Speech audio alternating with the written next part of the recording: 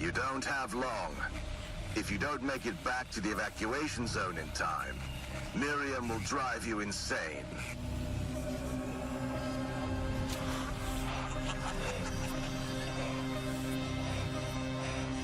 And you'll stay here forever.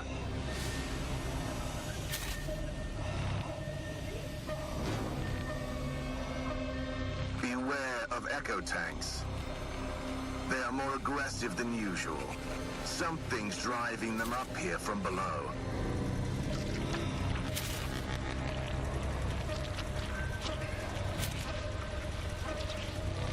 The rules are simple. Keep out of the military site. They have faced a new unknown enemy that set the entire anomaly in motion. Your presence here could be misunderstood. And most importantly, do not, under any circumstances, enter the Forbidden Zone.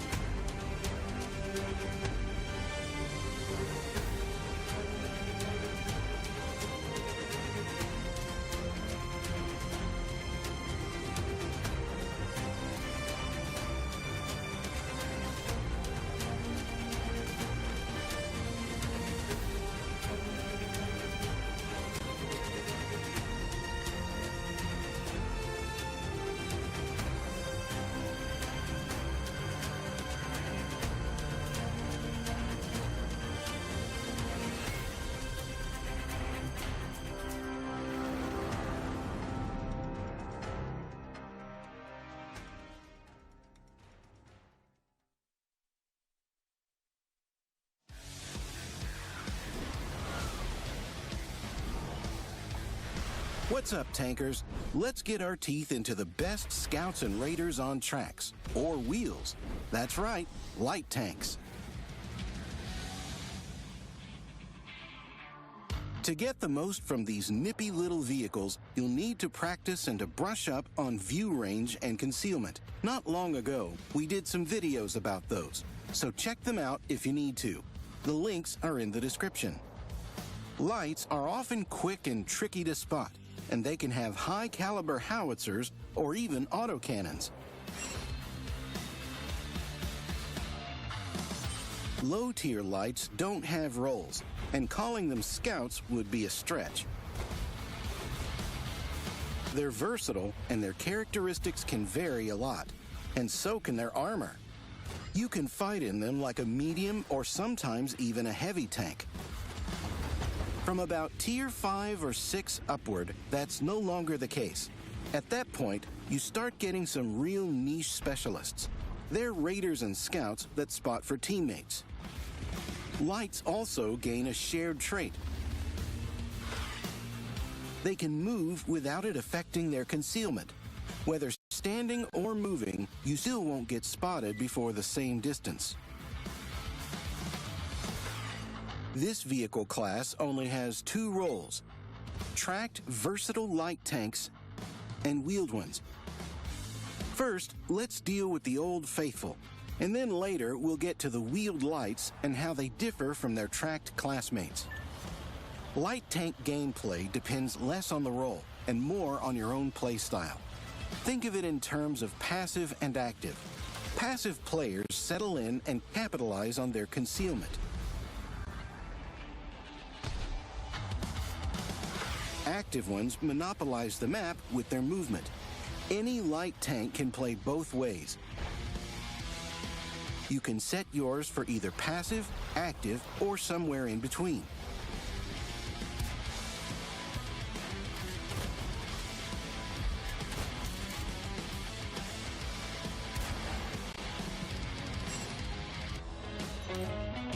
So how do you prepare a scout for battle?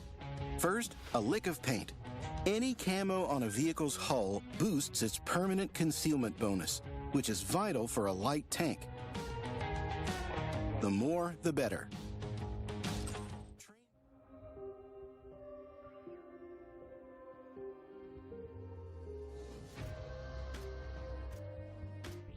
This is the world's most advanced processor.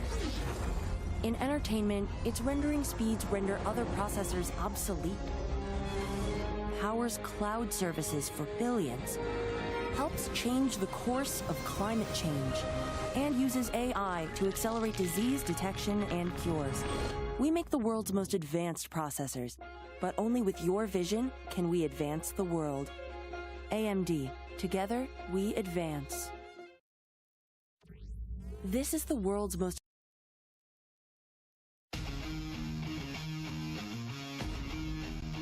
The Onslaught Legends series Season 4 is here. But Liberty finds Jockey, and Ketsai, the last one for his team, will not be able to pull the 1v3. Onslaught Legends Series champions will be Cashback. They do complete the Cinderella story. Finds Akka and it's Twilight and Liberty left one ring because it's not going to be the Ukrainian team of Cashback. It's going to be W from the pits of hell coming through the lower bracket. Akka blows up as well, and W completed 6-3 2 times in a row. OLS champion. I think Mafia are on victory street here on Himmelsdorf. They completely rewrite the map and rewrite all of the scripts that everyone had. It's going to be them taking the finals in a 5-1 fashion. Tune in to the action, September 30th through November 9th. Hello, ladies and gentlemen, and welcome to the Onslaught Legends Series Season 4, sponsored by AMD. I'm joined here today by Moff. We saw a lot of W highlights, Moff, coming right into that trailer, but so far W not looking like they're even going to make it to a finals this time around. No, and that's a very good point that you bring up early on. Plenty to discuss there, but first of all, it's good to be back. Apparently, I wasn't expected to be back today, but Kihan felt bad for me and decided to let me have some more work experience. Don't worry about it, Moff. I was an unplanned child myself, so I know how it feels like to be unwanted in that regard. We are into the Thursday stream, though, on the 30th of October. We have a stream on Sunday, and then the next week, we're really kicking off the full-blown action. Many finals to be had on those final 2 days as well. NA will be joining the mix as well. We have one more OCS finals this Sunday, and then next week we're going to be kicking off the last part of phase 2, but then really the big OLS grand finals at the very end. Yeah, all leading to that final crescendo. We got all these play days back to back, which is going to figure out who is going to be the new OLS champion, or retaining OLS champion, although that doesn't look very likely right now. Also some OCS games like you mentioned, and even though CTR is the dominant team there, you still have to win that final playoff game to make it through.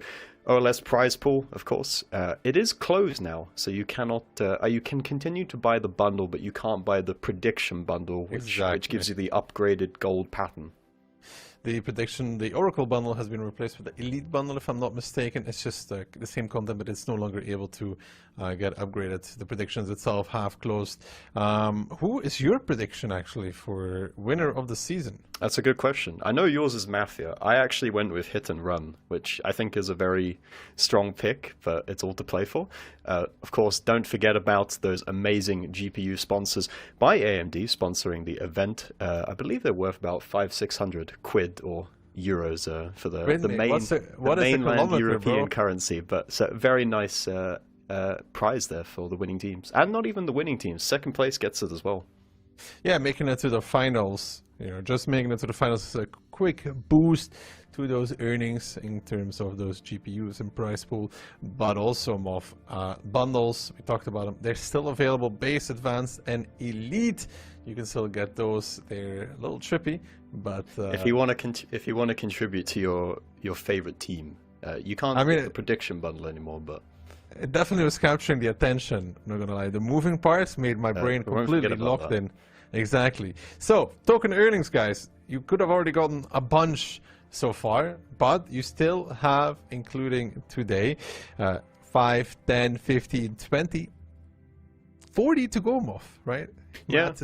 Math is, especially that last weekend, 5 + 5, 5.5, a lot of tokens there. Now, what can you do with those tokens? Well, I'm going to tell you. You can spend those in the OLS token store, which you can find under Depot and Game. You can get a Lancen C, a Steyr WT, a T3485M, an Object 140 3D style, a 2D style, which I don't remember the name of, premium days, consumables, and personal reserves. It looks like some sort of peacock feather, maybe. That could be a clue to the name of that. But like you say, a lot of the drops tokens are stacked towards the back end of the season, and so are the points in phase 2, right? Because remember, you get 4 points for a win here. So if you're near the bottom of the leaderboard, it's a great opportunity for you to skyrocket back up near the top. But at the moment, Yogurt and W are the two who are looking most likely to drop out of those playoffs. Yeah, W and Yogurt both on 9 points right now. The far opposite of Hit and Run and Mafia, who, thanks to the point distribution, have the same amount, 20 points, but Hit and Run currently having the better round difference. Those two still need to face off against each other, so a real separation could be made there. But yeah, it's mainly looking at W and Yogurt. However, for them, it looks like Weekend kind of pulling a dark side, Moff, so far, performing in phase 1, and then the form seems to drop off. Our teams seem to be more aware, more prepared, and more respecting of the Weekend team. They are in a little bit of a downward spiral. Yeah. Yeah, it's not looking great for them. And of those 4 teams, they do look the most likely target that either W or Yogurt could focus on. But those 2 teams are going to have to face off against each other today. And we might say that's pretty much a critical match. It's stay in the competition or you're probably out. But the first one we're going to focus on is, in fact, Weekend against Mafia. And like you said, Weekend, there's this team, they had this early season bounce, they came in super strong, and I did expect them to kind of shake up the league a bit. I thought they were going to be a good team, but since where they came from, the strides they made, now they've kind of started to stall out and lose a bit of that momentum. And team that isn't losing momentum is Mafia in return. They have had a very good season so far. You never really expect Mafia to be on top, but they're always there. They're also seed 1 going into China, so they're a team to be respected. Face off, Kono versus Kano. Both of these very impressive stats. Yeah, 78% win rate for Kono, and he is a very important piece for Mafia. He's the guy that plays the EBR, and he can be very, very annoying, very ratty in that EBR, a massive nuisance to deal with. Kano on the other side has actually had a pretty big uptick in form, or more of a standout player than compared to any of the previous 3 seasons. He's doing some good work with that Inspire tank, but community predictions today, Daki, they're 81% in favor of Mafia. Yeah, it's turned around where people used to believe in Weekend. They have now switched the wagon all together and went onto the Mafia train. Mafia with 81%. It's a bit much, I think, because Weekend is still a good team. However, Mafia was, I think, one of the first to shut down this Weekend team in phase 1. Their controlled playstyle works pretty well against this Weekend that is explosive and wants to push. Mafia usually waiting a little bit and sitting back. They're going to be doing that on Ghost Town as first map between these two. That is after Moor and Himmels have been banned. So Ghost Town coming out. And after Ghost Town, we are moving on to Sand River, Moff. Yeah, Sand River's been a pretty good map, a pretty good stronghold for Mafia so far in Season 4. Then if we need it, we're going to go on towards Cliff, which is Mafia's second pick, and Ensk will be our tiebreaker. Weekend, Ghost Town's an interesting map for them. There's some good memories from it, and there's some bad memories from earlier on in this season. If you cast your minds back to the late game where Sunshine inexplicably just drove in the open and managed to get himself killed, which led to this extremely undeserved and fluke win that W had back in phase 1. For sure. So between these two, who did you predict for? I have gone extremely bold, and I'm not entirely sure I believe it myself, but I went for Mafia 4-0. And I should clarify, I know that the rest of you went for 4-1 prediction in favor of Mafia. So it's all very strong in Mafia's favor, but I feel like I've got to do the classic once again, try to recover some points in our petty little prediction game. So I've gone 4-0 because Weekend, they do look like they're on the downwards trend, but I think it's entirely possible that it could be a competitive match if Weekend can sort out their issues relating to being hard countered in the way they like to set up. They like to go aggressive with BZs and Bliskovitzes, and we saw in last match against Cashback, they just got shut down for that. Yeah, Moff, maybe if your phase 1 predictions were a little bit better, you wouldn't be chasing now in phase 2, of course, right? You're gonna have to gain a lot of points to get back in the mix of it, though. I've come back from worse before. I think after phase 1 last season, I was like 15 points behind, and I made some very clutch predictions to get myself back in the game, but it was a little too late. But who cares about that? It's all about the match right now between Weekend and Mafia. Weekend, that team that's been on the downward trend, can they bounce back in a big way here? Mafia would be a big scalp to claim. They're going to try and do it with a BZ75, IS7, triple Type 5, Kano in the Sente X, and the RHM Panzerwagen. Mafia in return, double BZ of their own. They have an IS-4, a Type 5, a BAT, an E50M, and a 140, so no light tank for them. No, and that does, it seems kind of strange given how open the map is on Ghost Town, but the teams do like to try and make it work, try and go for a full kind of brawl setup. One tank that I think that's quite interesting has become more popular in this meta is the IS-4, and I think that's because it's really quite nasty for BZ-75s to deal with. BZ-75s don't have like the greatest pen in the world from my memory, so it can be a tricky tank. Triple caps immediately underway for Mafia, but IZ wisely going for that strike. I said we'll be able to take that strike on time as well, so Mafia will have to pounce from this. They cannot really sit on the gap. There will be a reset from ISET on time as well, so Barkis, Konrad and Yuzek now get spotted out by the information tower.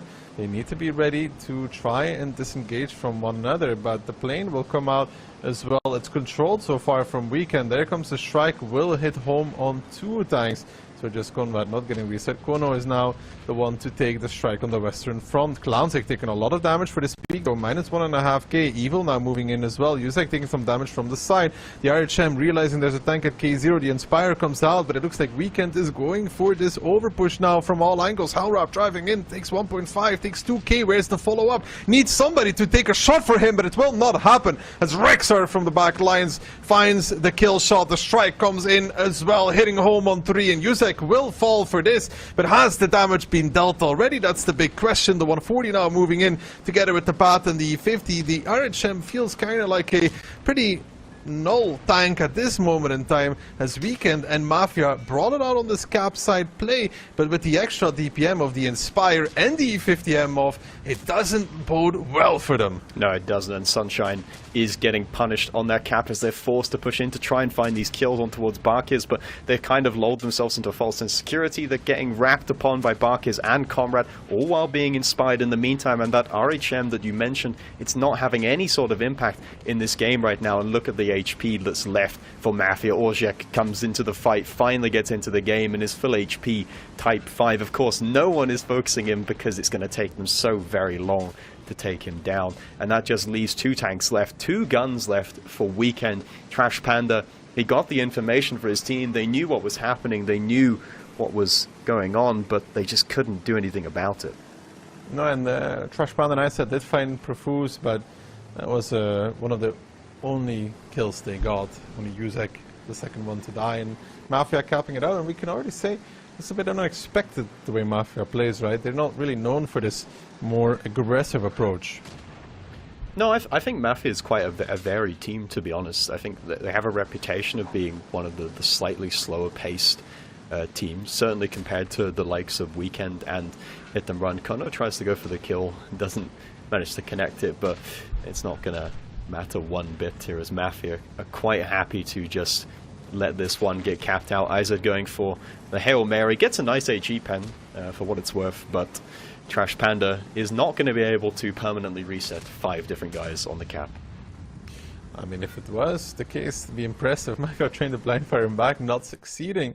And a good first round for Mafia. They pick it up. Yeah, sure, Mafia can play aggressive. It's just you don't really expect them to do it. And maybe Weekend didn't expect it either in this first round. No, they probably expected Mafia to go with a bit more of a balanced setup. I know that Mafia, I feel like they're the sort of team that likes to plan for all circumstances, not necessarily, like you say, going for the all-in strategy, but you do put so much pressure on your opponent in the early game, and look at that from Kono, doing 6.3 in that batch out, only bouncing 2 shots there, so very nicely done. And Yuzek, well, it's only natural. The sacrificial lamb, the BZ-75, it's not exactly designed to do damage. But you expect a little bit more than 0. You know, when you're only getting 1 or 2 shots, you kind of have to hit them. I said 888 in that BZ. Like, okay, yeah, Yuzek was a sacrifice, but it could have mattered that he didn't hit anything. Yeah, and we can say that Trash Panda's damage, on the other hand, even though Yuzek did 0, Trash Panda's damage was pretty much irrelevant, right? It was just out of the game for the entire They're shooting fight. the 140, and by the time the 140 dies, the game is over. So they're committing 2 tanks to kill a 140, and by the time Profusa dies, it's, you know, job completed, right? As long as you inspire the main fight, it doesn't really matter if the 140 dies towards the end of it. No, and the Inspire was used for the main portion of that fight, and that's definitely something to bring up as well, because you saw Kano, he was positioned towards the back behind his heavies, but based on where he was, he couldn't really get involved in the fight, which meant that Weekend didn't actually have the Inspire for at least the beginning of that brawl, and these details do matter, and Kano was a highlight player that we talked about, putting himself in like great positions to farm lots of damage, and the way where he went in that game, he was just unable to provide that effectiveness. Good stuff from Mafia. First round in the book goes down as well. second round. They could switch it up now yet again. But there's also, you could see a little bit of miscommunication in the weekend side. Like, they opted for that cap repush, but the first type 5 goes in and the rest of the team is like not moving. Yeah, it is tricky though for a type, because as much as the armor is almighty and very frustrating to deal with, it is also just a walking hitbox, a pinata of HP, and especially against players that have a game mode with reduced RNG, and they're all very good at, they know where the weak spots are. So a type 5 that peeks around the corner, it's kind of difficult to actually angle your tank to not get punished. And those guys from on 2-line actually had a good contribution as well. You know, the Bat and the E50M found pretty good shots into the sides of those tanks, pushing across. And now, though, second round, Mafia changing it up. T100, Object 140, T57, double IS7, no T100, the 140 instead, and triple BZ. Yeah, it's more aggression from Mafia. I don't think we have any illusions about where they probably want to go on this map. Weekend still rocking the Type 5s though. They're actually bringing, did they have 3 last time? I don't remember, but triple Type 5, that's a lot of HP. The question is, can you actually use that HP in a way that it allows the rest of your team, tanks like the Sente X of Kano, is it going to actually allow him to farm? We'll have to see about that. I mean, fool me once, shame on you. Fool me twice, shame on me, right? If they fall for another cap attempt here, then yeah, we can see though. Again, similar start from both teams. BZ going towards the eastern strike, but this time around Mafia is challenging. I think Rexar is even making it first. Always going to be close. Rexar does manage to get there first, and that is all important because that means Sunshine's not going to be able to collect that strike for the all-important reset. And look at Profusa's position straight into the hole. That little position is so very annoying to deal with, especially when it's an IS-7. The one-line strike is being taken by Trash Panda, though, and he will be able to pick that one up in time. So immediately, at least... Oh no, he gets reset. Did he leave? Did he poke? Was there a mini strike on top of him? He's not going to be able to get it. Sunshine pokes out to shoot Rexar and he's BZ75. The cap is still underway. 8 seconds left here. Weekend, they have to move. They have to go. Well, it's time to go for Weekend, but in return, Mafia realizing that they can punish for this as well. Evil in the Type 5 taking a ton of damage down towards the one-shot. Yeah, the strike comes in and reset, but has the damage been dealt yet again? Is it too much for them to handle? The RHM pretty useless yet again for this fight. Now Mafia pulling back on the cap. They realize they have another opportunity to make this one go through. Hellrap getting punished, and the RHM will now start flanking from behind, but he's going to take the strike, which will take time, and in the meantime, Weekend is down 5,000.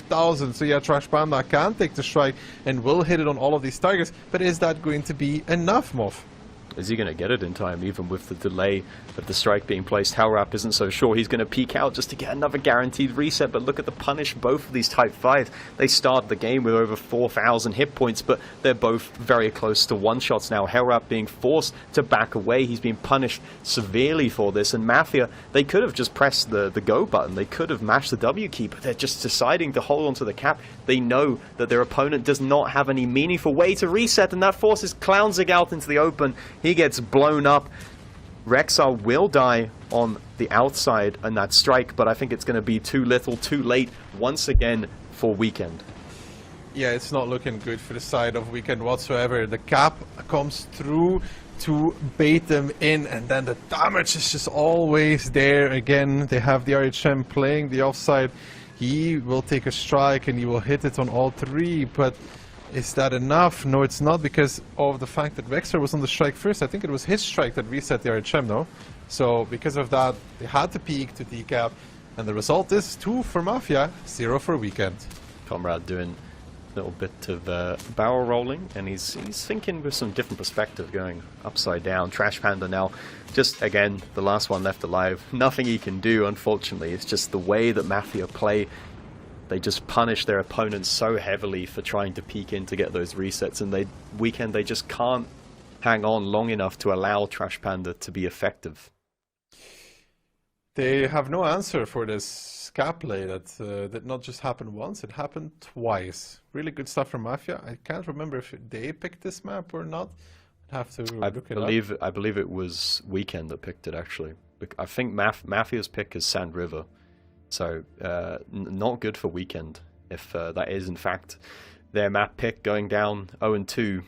I mean, I suppose the positives to look is it's a best of 7, so you have a chance to recover, but it's going down 0-2 on a map is never a good place to be. Profuse is in a very happy place right now, though. 100% hit rate and pen rate on all of those shots. Bach is also some great marksmanship here from the Mafia guys. Yeah, across the board, the pen ratios are there where they need to be. For Weekend, it's not like somebody's standing out in terms of the pen ratio is not there. It's just they cannot deal with this 7-man assault when they have the light playing the outside and not able to properly reset.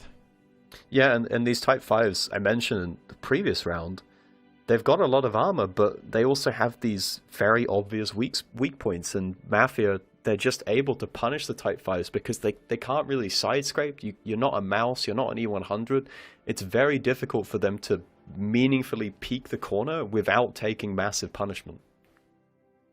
Yeah, it was indeed Weekend that picked Ghost Town, so taking that into consideration, it's indeed... it's looking pretty bleak. Yeah, now going on to Sand River, which is the map that Mafia really wanted to play from the leftover one, so, I mean, they better be well prepared for it. Yeah, and I think you mentioned before Mafia was kind of the stone wall, the first obstacle that Weekend came up against in Phase 1, where it really felt like a reality check for this team, because they look so strong. It was at the end of Phase 1 as well, right? Yeah, maybe towards the back end, and I think they played on this map, and I could be mistaken, but I feel like Mafia just like capped out without anyone even going down. Might be misremembering, but I definitely know that Mafia have played this map a lot, and they're very happy to be able to pick into it. They're going to be happy this time around. We'll see. It could be a quick affair. If they can repeat the Ghost Town performance, it will be a very quick affair for Mafia in this play. They're putting all the pressure then, of course, back on Hit and Run. Because if Hit and Run manages to lose their match, then all of a sudden, they're third, not first. Yeah, and it is close at near the top of that leaderboard. 2 points. Yeah, you've got Mafia, Hit and Run, and Cashback up there. I feel like those three teams, from what we've seen in the earlier stages of the season, I think those three are probably a lock-in for playoffs. It's all about that fourth position for me, whether Weekend can hang on or whether one of the other two can sneak in. Gotta say, it's a big congrats to Cashback though, you know, like switching away from losing Barbarian to playing now this season and doing well. So for them, it's a very good performance throughout the regular season so far. Yes, definitely. That was a point I was going to bring up, that they were the team that you weren't quite sure where they were going to be in the standings. You thought maybe they were in a state of managed decline, but they seem to have steadied the ship.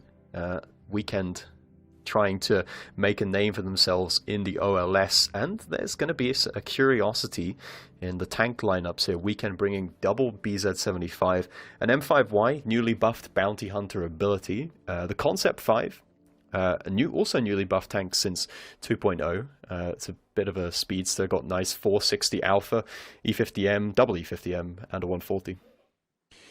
In return, Mafia RHM 140, triple E50M, and double BZ. It's a very much in-your-face lineup if they want it to be.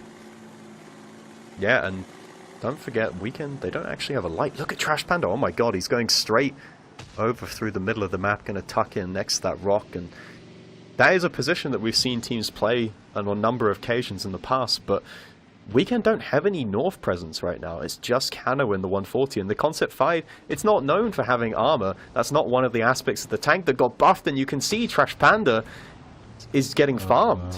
This is basically a free kill right now. I mean, the Concept 5 is a very big tank, still, in terms of, like, it sticks out because it has that big old turret. So, if they can't counter Profuse from wide peeking, or Trash Panda could have maybe went D spot. I think he even re-peeked himself and took 2 for that. So, now, march on the north by the double E50M. They will be met by an E50M and a 140. So, there are tanks there to face for Weekend, but is it going to be enough? Because we both know that the A6 position does kind of counter the C6, and Trash Panda now in trouble because Barkus has found another angle. Kono with the plane, Barkus with a shot, and it's Weekend down a gun. Concept 5 down the middle, and Concept 5 is down as first one. It had a 50% win ratio before this battle. It's looking like it's going to go sub 50 after it. Yeah, and I don't really think we can criticize the Concept 5 specifically for how that went. I just don't understand why they committed a Concept 5 there in the first place, and they committed there without even having North control. That position, you need to have North control so you can actually sit safe, and that's just not going to be the case. Trash Panda goes down entirely for free, and that's going to put Mafia firmly in the driving seat in this one. And they've done quite good damage on the Mafia even in the south. Clownsig there, you can see he's not doing that great altogether on 2K. The strike will hit 900, not a bad strike whatsoever. There will be some zero-line repressure from Weekend, but it's such a hard game for them. Yeah, at this point, you're an entire gun down for free.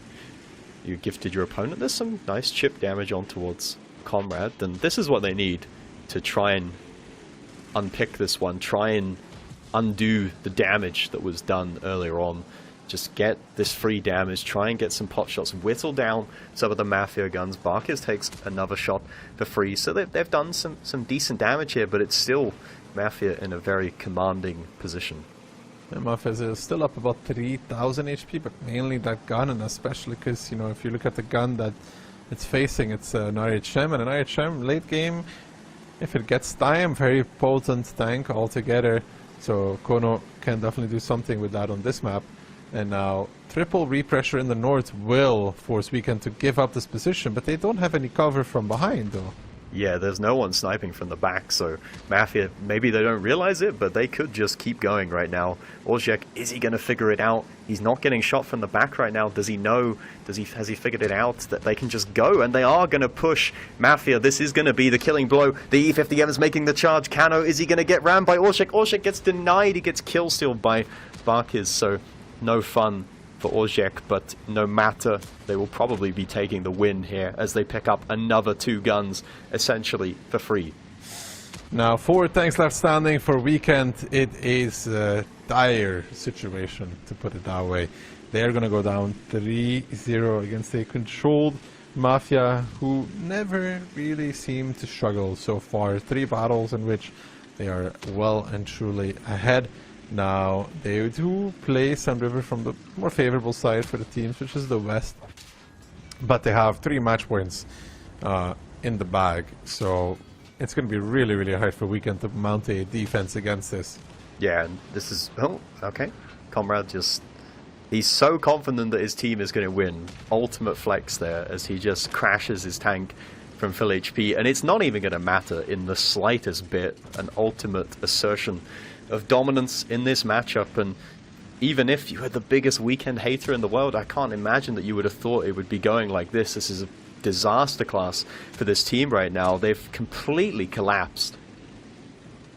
Yeah, it's looking tough for Weekend. They have come back from this mid-season break. You know, they got their momentum stopped, and Klansik also got his momentum stopped altogether by Yuzek snapping him in half.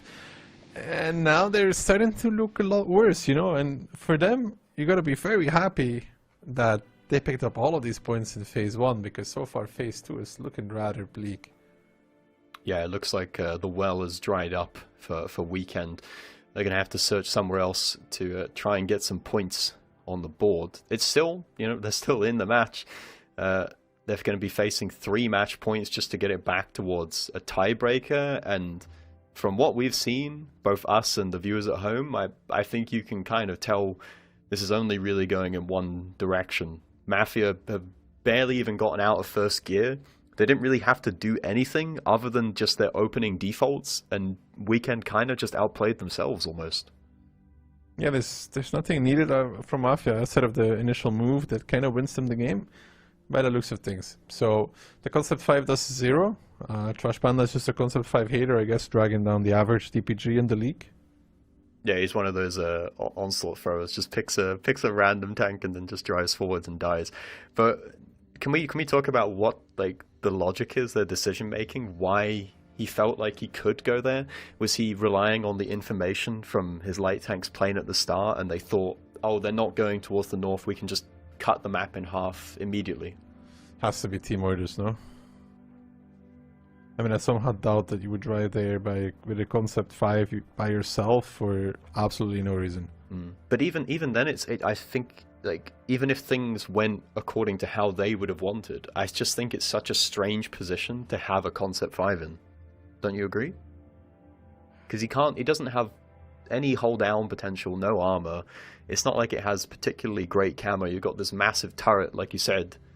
It's difficult for him to like peak on the ridgeline there, even if Mafia did just abandon the north altogether. I'm really struggling to understand its purpose. Yeah.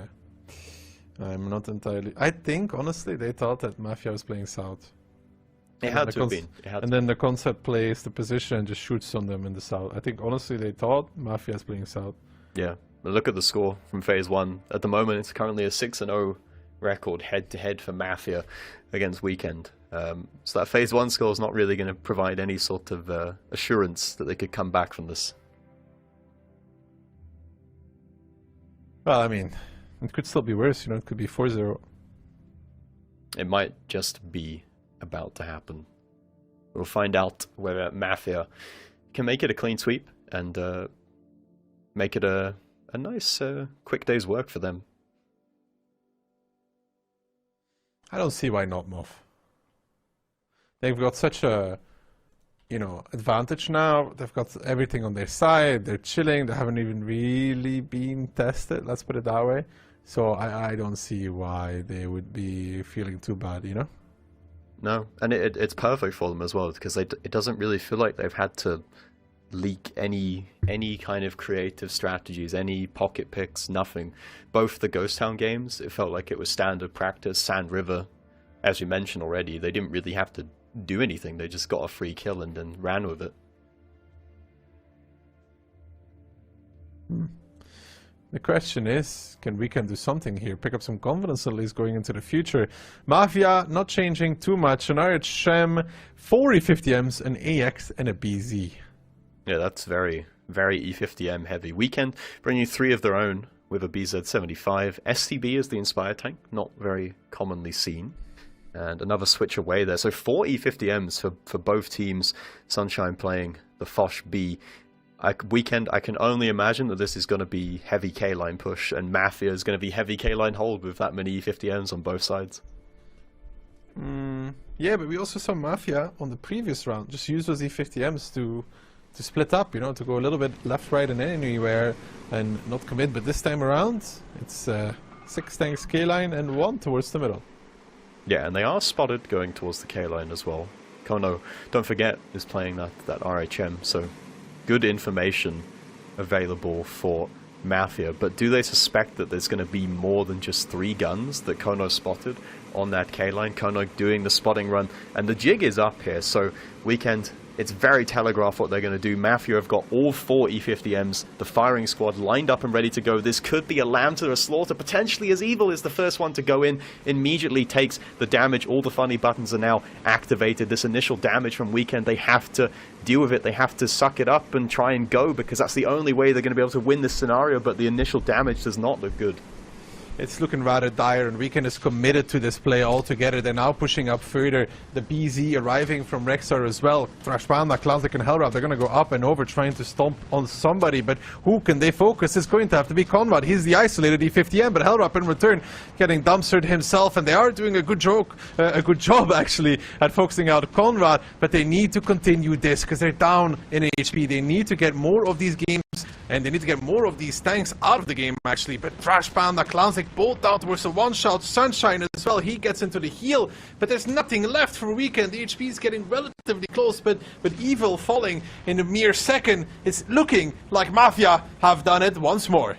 Yeah, and Sunshine is on reload. The remainder of that K-line push, the last reserve, he's got nothing left here, almost off reload, but Rexar will shut him down, and that just leaves the 2 tanks that went to the offside for Weekend. IZ does pick up another kill, but it's too little, too late once again for Weekenders, Mafia, they hold strong on that K-line. They knew exactly what was coming. They were set up for it perfectly. And that will be that. 4-0, a clean sweep for Mafia.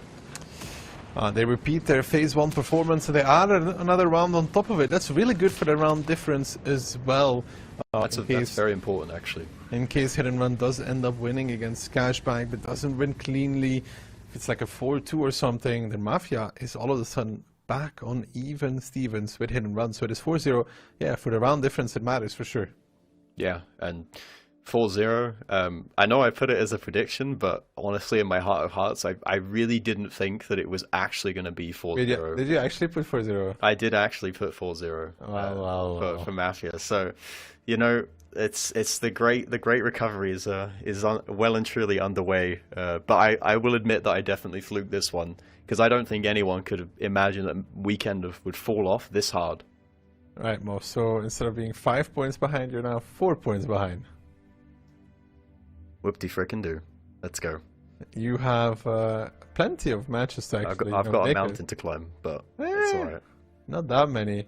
Well, Weekend have got a mountain to climb as well, if they want to get back into this contest. Look, they have 5-point lead on Yogurt and W, right? W and Yogurt are playing each other today. So they're going to have, in the worst case, they're going to have only 1 point lead anymore, I think. Yeah, they have 14 now, so one of the two could get onto 13. In the best case, it's 2 points if W and Yogurt go to tiebreaker. So no matter what happens, they will be one loss away from actually dropping out of the top 4. Yeah, but the thing is, you never want to be clinging on to what you've got. You always want to be pushing forwards and trying to extend that advantage, but it looks like it's slipping away from them. We will find out what happens between the two contenders, the two horses in the race, trying to catch them. Yogurt and W will be coming up next.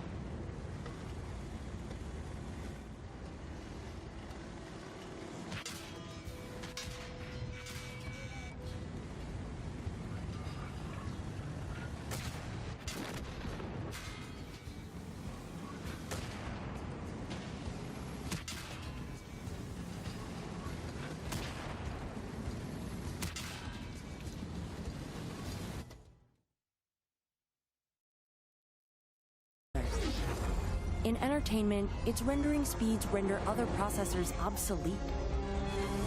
Powers cloud services for billions. Helps change the course of climate change. And uses AI to accelerate disease detection and cures. We make the world's most advanced processors, but only with your vision can we advance the world. AMD. Together, we advance.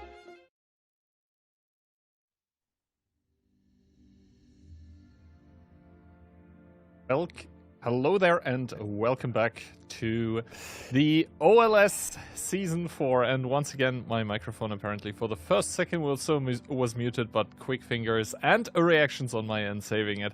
Talking about saving it, I mean, W versus Yogurt. We have a match upcoming that, well, in kind of the first phase, you wouldn't have expected for it to become this important, Turkey. No, W needs the points. Yogurt needs the points as well. However, W is the back-to-back champions, you know? Yeah, there is kind of a difference in as to where those teams have come from through the last seasons. But it didn't matter in the end. They have kind of arrived at the same point. Or at the same points, rather. Pun not intended. They're both shared place 5 or 6. Regardless, today one of them is going to be 5th alone, and today one of them is going to be 6th alone. And both of them want to win cleanly to try and close the gap towards Weekend, who is, at this point in time, turning out to be the weakest out of the top 4. They are going to be the target, kind of the whale that they want to harpoon and drag back behind them to make it into the playoffs. Before the Season 4, I would have said, you know, that W is vastly favored, but in Phase 1, it was actually Yogurt winning. Well, I mean, most teams have beaten W so far this season, you know? So, True. I mean, just it's not even mean, it's just the reality of the situation, you know? Yeah. I mean, player comparison here, pretty good DPGs by both Aphrodite and Squeezy.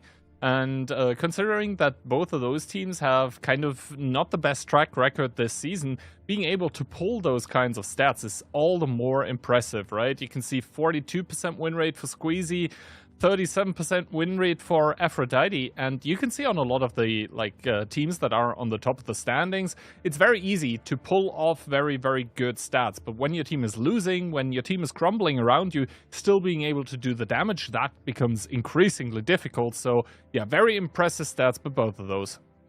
Indeed. So both of them are doing a very good job for their team. Sadly, not enough right now to bring them across the finish line. And they need to, both of them, be firing on all cylinders here. 80% for W, it's a bit much though, honestly. Yeah, I think a lot of the people in the community are maybe under the impression that with the return of the secret weapon, Jackefer, maybe W stands more of a chance. Maybe the vibe has changed in the team, but if the last playday is anything to go by, not so much really. They managed to get one good round against, I believe it was Mafia. And the rest, well, they probably better not think about it, or think about it a lot, because there was a lot to improve upon. Whereas Yogurt, I mean, they have been kind of stable, for better or for worse. Now, there's more to, like, W, it's like, you gotta think more than just OLS here. You gotta think about WCI as well. If they don't make it to the playoffs, that is a mental blow going into that tournament again. Absolutely, and taking into consideration as well that, you know, W, they've never played on any kind of offline stage, you would want for them to get any kind of practice that they can. And there is no practice like playing events themselves, be it online or offline. Maps though, Sand River and Ensk taken out. We are going to start off on Murovanka, which is kind of an interesting pick by W. They haven't looked too great on it yet, but then again, which map, you know, have they looked too great upon so far? Yogurt, they did first pick Secret Line last playday as well, but, well, it did not look that great from them. It was demonstrated there that Secret Line can be actually played aggressively and with success. If it goes to it, we'll have Ghost Town as map number 3, and should it go to tiebreaker as it did in phase number 1, we'll have Himmelsdorf. Pretty interesting maps, especially, you know, the Muro and the Siegfried line. Yogurt really liked picking Siegfried line. You know, that's the tendency that I've seen from them, is that they really, really like to pick it. So, will they be able to use that to their advantage? We have to see. I remember a round against Hit and Run, where they were up a lot and then ended up losing narrowly. This is honestly like a do-or-die matchup, in my opinion, for both of these teams. I will say with a hand held in my heart that whoever loses this is not making it to the playoffs. I would kind of agree. I mean, mathematically, probably there is still the possibility of making it to the playoffs regardless, even if you lose here. But I think a loss here for both teams would be absolutely detrimental. Like, the chances of going there mathematically would probably go from like 30% to, well, 3. Just take off the 0. And here we have the predictions. Actually, all of us casters are W believers as well. The back-to-back champions still with their reputation coming in. But Moff is saying this one's gonna be close, 4-3. And I mean, Moff today, he's not on a hot streak, but his last prediction looked pretty good. Yeah, I don't know if he's just trying to get back in it again, you know? Mm-hmm. It was working so far. And now if he gets it wrong the next 3... I see. Looking at the flip side of the coin, are you? Exactly, I'm just thinking ahead, you know? Mentally ahead. One good prediction doesn't make you clairvoyant, does it? I mean, 3 days ahead of the meta, what playing a lot of on the NA server is doing to a man. True, very true. Now, Morovanka, what kind of style are we expecting from W? They were the ones that pioneered aggressive plays on Muro, but they're also the ones that pioneered the Rat on this map. I think the Rat strategy, I'm not sure that W is confident enough to showcase it today. Because, well, first of all, the Rat strategy was nerfed. It's not as easy to pull off anymore.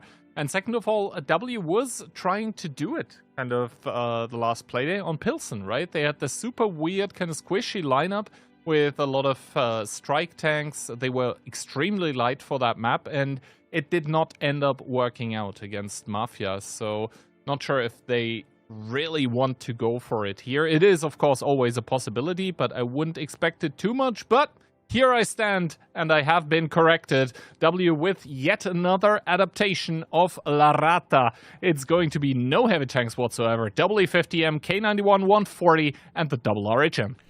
Yogurt in return, a little bit more straightforward. i7 CS AX, E50M, a Fudge B, and an RHM.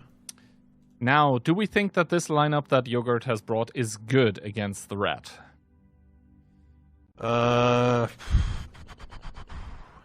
It can be. But, you know, sometimes bad timing can be bad, and sometimes bad timing can actually be good. I think a lot of the interactions here in this match are actually going to come down to timings. Then again, I mean, first spotting plane for Yogurt hits 4 tanks already. That's going to be the replane for YOLO, and also replane for both of the light tanks by W as the I-7 gets pushed through the information tower. They did want to bait out the plane, but it doesn't get used. Double plane used by W now, though, and not so much information as you would like to have. YOLO also using the plane and seeing absolutely nothing.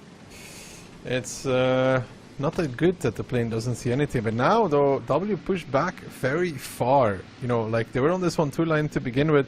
They're now losing control over double strikes. Do they still have a plane? No, they don't, so YOLO is going to be able to take this for free.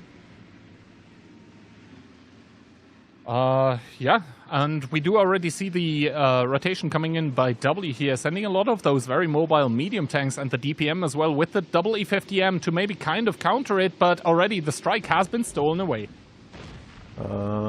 YOLO getting tracked though by IOS. Will he drop the plane? No, he doesn't, even though he knew the CS63 in the open as well of Liquor. Does he make it out without taking too much damage? Yes, he takes about 900. So the bigger issue here is YOLO kind of stuck on that building for now, doesn't realize it. IOS getting spotted out. YOLO lets off a shot, doesn't get spotted for that. Needs to be really careful in the right shim. If he gets spotted for that in plane, he's always dead. I think YOLO realizes the predicament that he is in and starts to make his way out, so he is not going to get caught for free. Liquor, though, spotted out in the open in that CS, but I think the K91s of W, yeah, they don't have any strikes right now, so no punish available. as iOS has taken a lot of map control, and we can kind of see that W have been able to sort of push Yogurt back into a corner. They have direct control over one of the info towers with the K91 in GH56. And now the question is, how do Yogurt respond? Because once again, it's, nice reset on towards the artillery strike. Even more damage coming in. That means level 2 plane once again available for YOLO. But yeah, Yogurt still in a pretty passive contain. And judging by the HP bars, W have dealt more damage right now. Yeah, and so far so good for W actually now, because they were able to take back that eastern part of the map, punish for it as well, establish where they want to, and now Frugo might even be able to take this information tower, although YOLO does have a plane, immediately drops it, the strike coming out as well, Frugo abandoning that, but we know as well that the strike will push him away. No replane for YOLO though. Yeah, the strike damage, I think the strike was even put before the plane landed, so no experience generated here. YOLO without a plane, and the info tower still has roughly 50 seconds to go on the one line. That is the only real thing, together with the artillery strike in middle, that they actually have access to. They do have 2 strikes accumulated, Yogurt that is, while W don't really have anything. They are trying once again to take the artillery strike here, but he does drop off. He was probably trying to bait out the plane, and you can see the tracer fire going the way of the artillery strike. They really would like to deny it. Clerv, he's sticking it for now at least. There is the possibility that he's going to get away with it. Never mind, the reset comes in. Yeah, somebody does end up getting the reset. Good shooting there from the side of Yogurt. I think Clerv also realizes that there is no plane available. Good coordination with Frugo there, that the plane was used, but it was probably not on time. They will find the reset on Squeezy on the information tower. They will not be able to find Clerv though, so he gets the strike and steals it away. But then again though, Yogurt was not going for the cap right now anyways. It's a bit annoying that Clerv has it, but you know. I think it is not too bad at this point in time. I think the bigger problem for Yogurt is that they still have dealt less damage, and at some point they will need to convert in towards a kill. YOLO going to the information tower once again. He doesn't have a plane, so he wants to generate as much experience as he can, just to be able to have that option to just catch someone from W off guard. The full information tower gets used. YOLO once again with the plane, and iOS has to drop behind the stone here in the corner in a 0. The plane being used by YOLO, that was on iOS, so maybe he's going to be taking damage. Yep, that's the replane available. That, of course, is super annoying. iOS needs to be careful not to drown, of course, as well. He will make his way around that rock, but so far, it's a very slow game between these two. And I can't really tell you who I think is truly ahead at this point, because I don't know if anybody is. If W decide to push the 7-0 line, it's not gonna go that well either. Can they win it? For sure. But they're also still pushing into 3 tanks. They are indeed pushing into those Z50Ms that do have a lot of DPM available. That being said, Invo takes 2 while only doing 1. It's those little chip engagements that we're talking about, as iOS is able to perma-spot this E50M. Of course, the German medium, not with the best of camera ratings, as it is just such a tall machine. And now the push by W here is forming up. The plane does land on Invo once again. That does have the ability active, so now he should be driving back a little bit. The E50M on the 0 line has been spotted, as the push over the A line is going to commence. The plane is not going to hit anyone. It is quite a bit late, as Mentos, Squeezy, Itox, iOS, all of the 4 are available here right now, and Invo caught out in the open. Aphrodite not far behind him. Good timing on the push from W. They find the window to get close and unspotted, and they're able to pick up Aphrodite all together with Invo. I mean, Aphrodite's still alive, but that will not be for too much longer. W find a good opportunity to pounce on this A-line. Really well done to them. They gotta be careful that they don't end up bleeding too much, because of course you can see that the 6-line control is for Yogurt, and that I7, that RHM, that Foch B, they have some side shots on these tanks, and YOLO constantly generating planes, and you can see the W tanks are taking a lot of damage for this still, but they're up 2 guns though. They are indeed up 2 guns, and I mean, the plane is a very useful feature for the RHM, but he can only stick it on towards 1 position on the map at once, as Nepal is paying dearly for the peak on top of the ridgeline. But still, the fact remains that both teams are equal in HP, but it is a 7-5 gun advantage that the team in white has managed to accumulate, and now W kind of reshuffling, sending the forces back. They have done the damage that they needed, but they are taking some on the way out. Mentos down towards 500 HP. Still though, 7 guns alive, and Mentos will not fall. He's not one shot to the strike either. They will have information tower and mid strike with Shelby, so they can start picking off W guns, but it's gonna be hard, you know, like they need 2 strikes from Mentos and they only have 1 right now. They only have 1, and Shelby Walk just picked up that one. This means that it's going to be a lot of time until the second one would be able to put an end towards Mentos. Did they use the strike now is the question. It seems like no.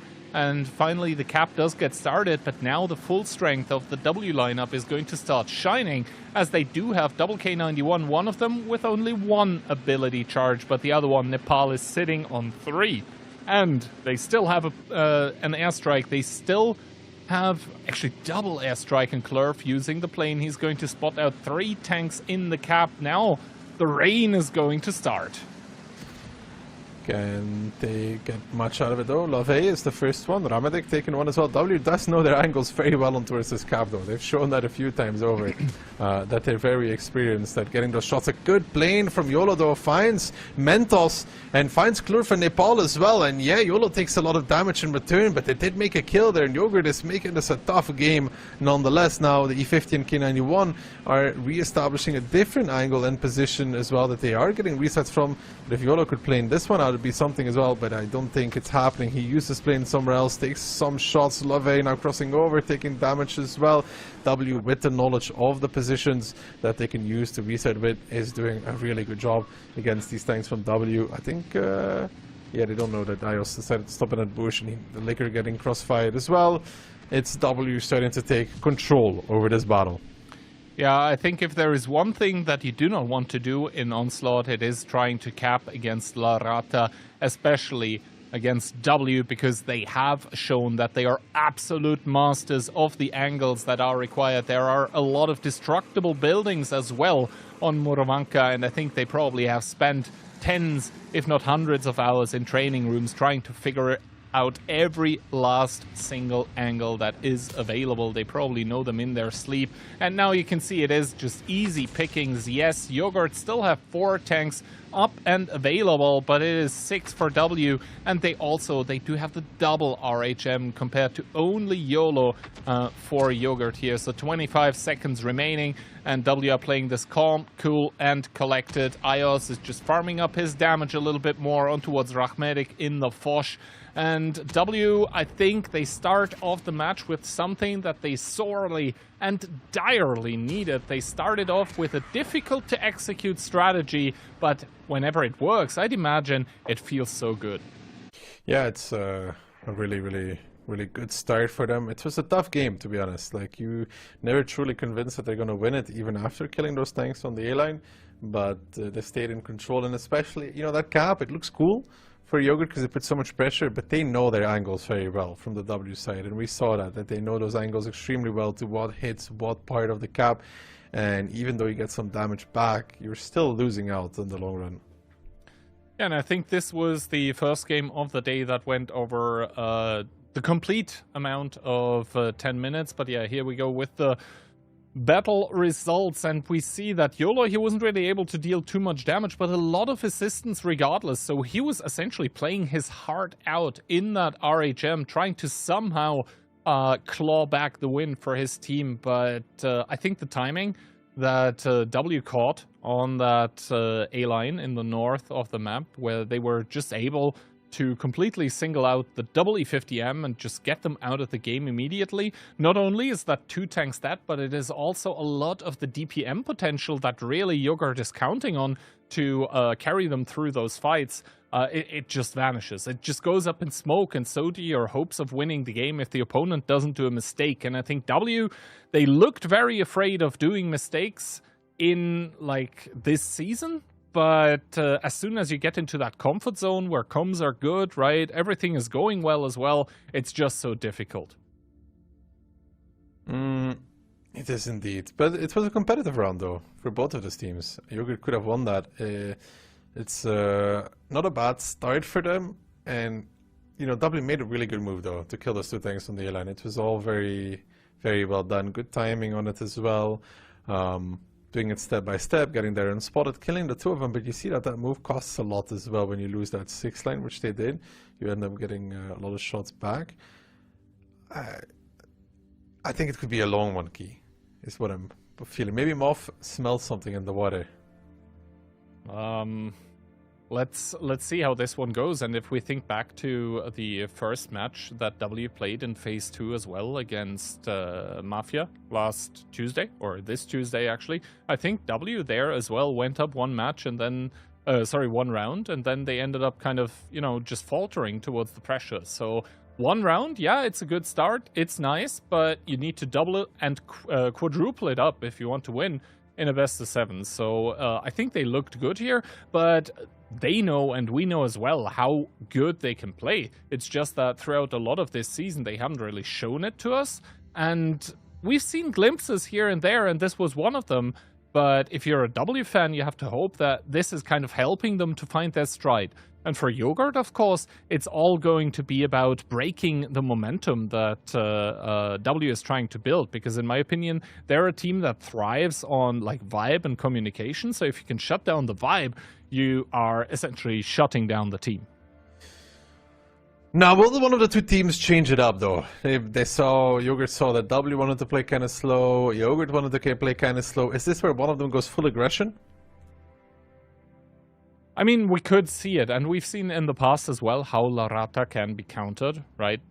We've seen it absolutely, utterly, and completely fail, where if you go up against a very aggressive team that take away the space that the rat tactic needs to work, you're giving up ground for time, and you're buying a lot of damage onto the opponent's onto it. If you're able to take this away from the enemy team, then it can work. And yeah, W, they were hovering the double RHM, but now they're switching around, and switching around hugely so. Still no heavy tanks for W, but triple E50M, a CS63, a 140, a Hori, and an RHM.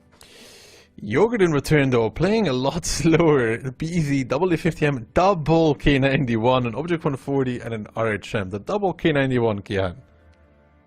Yeah, we saw it last round from W. Those strikes can come in very handy. And I mean, the K91 itself, the APCR, is just so amazing. It's like love made manifest when you're able to fire this gun and it flies at like, I don't know, 1600, 1700 meters a second. First of all, though, great plane coming out from YOLO, and he does indeed see IOS.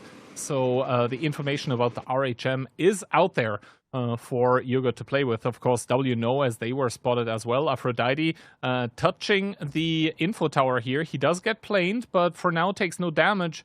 So IOS is going to be without a plane for the near to immediate future, as Clorf is able to pick up the artillery tower, and that hit squad up V50Ms. It's sprinting kind of from house to house, but Itox starts to take the first stray shells.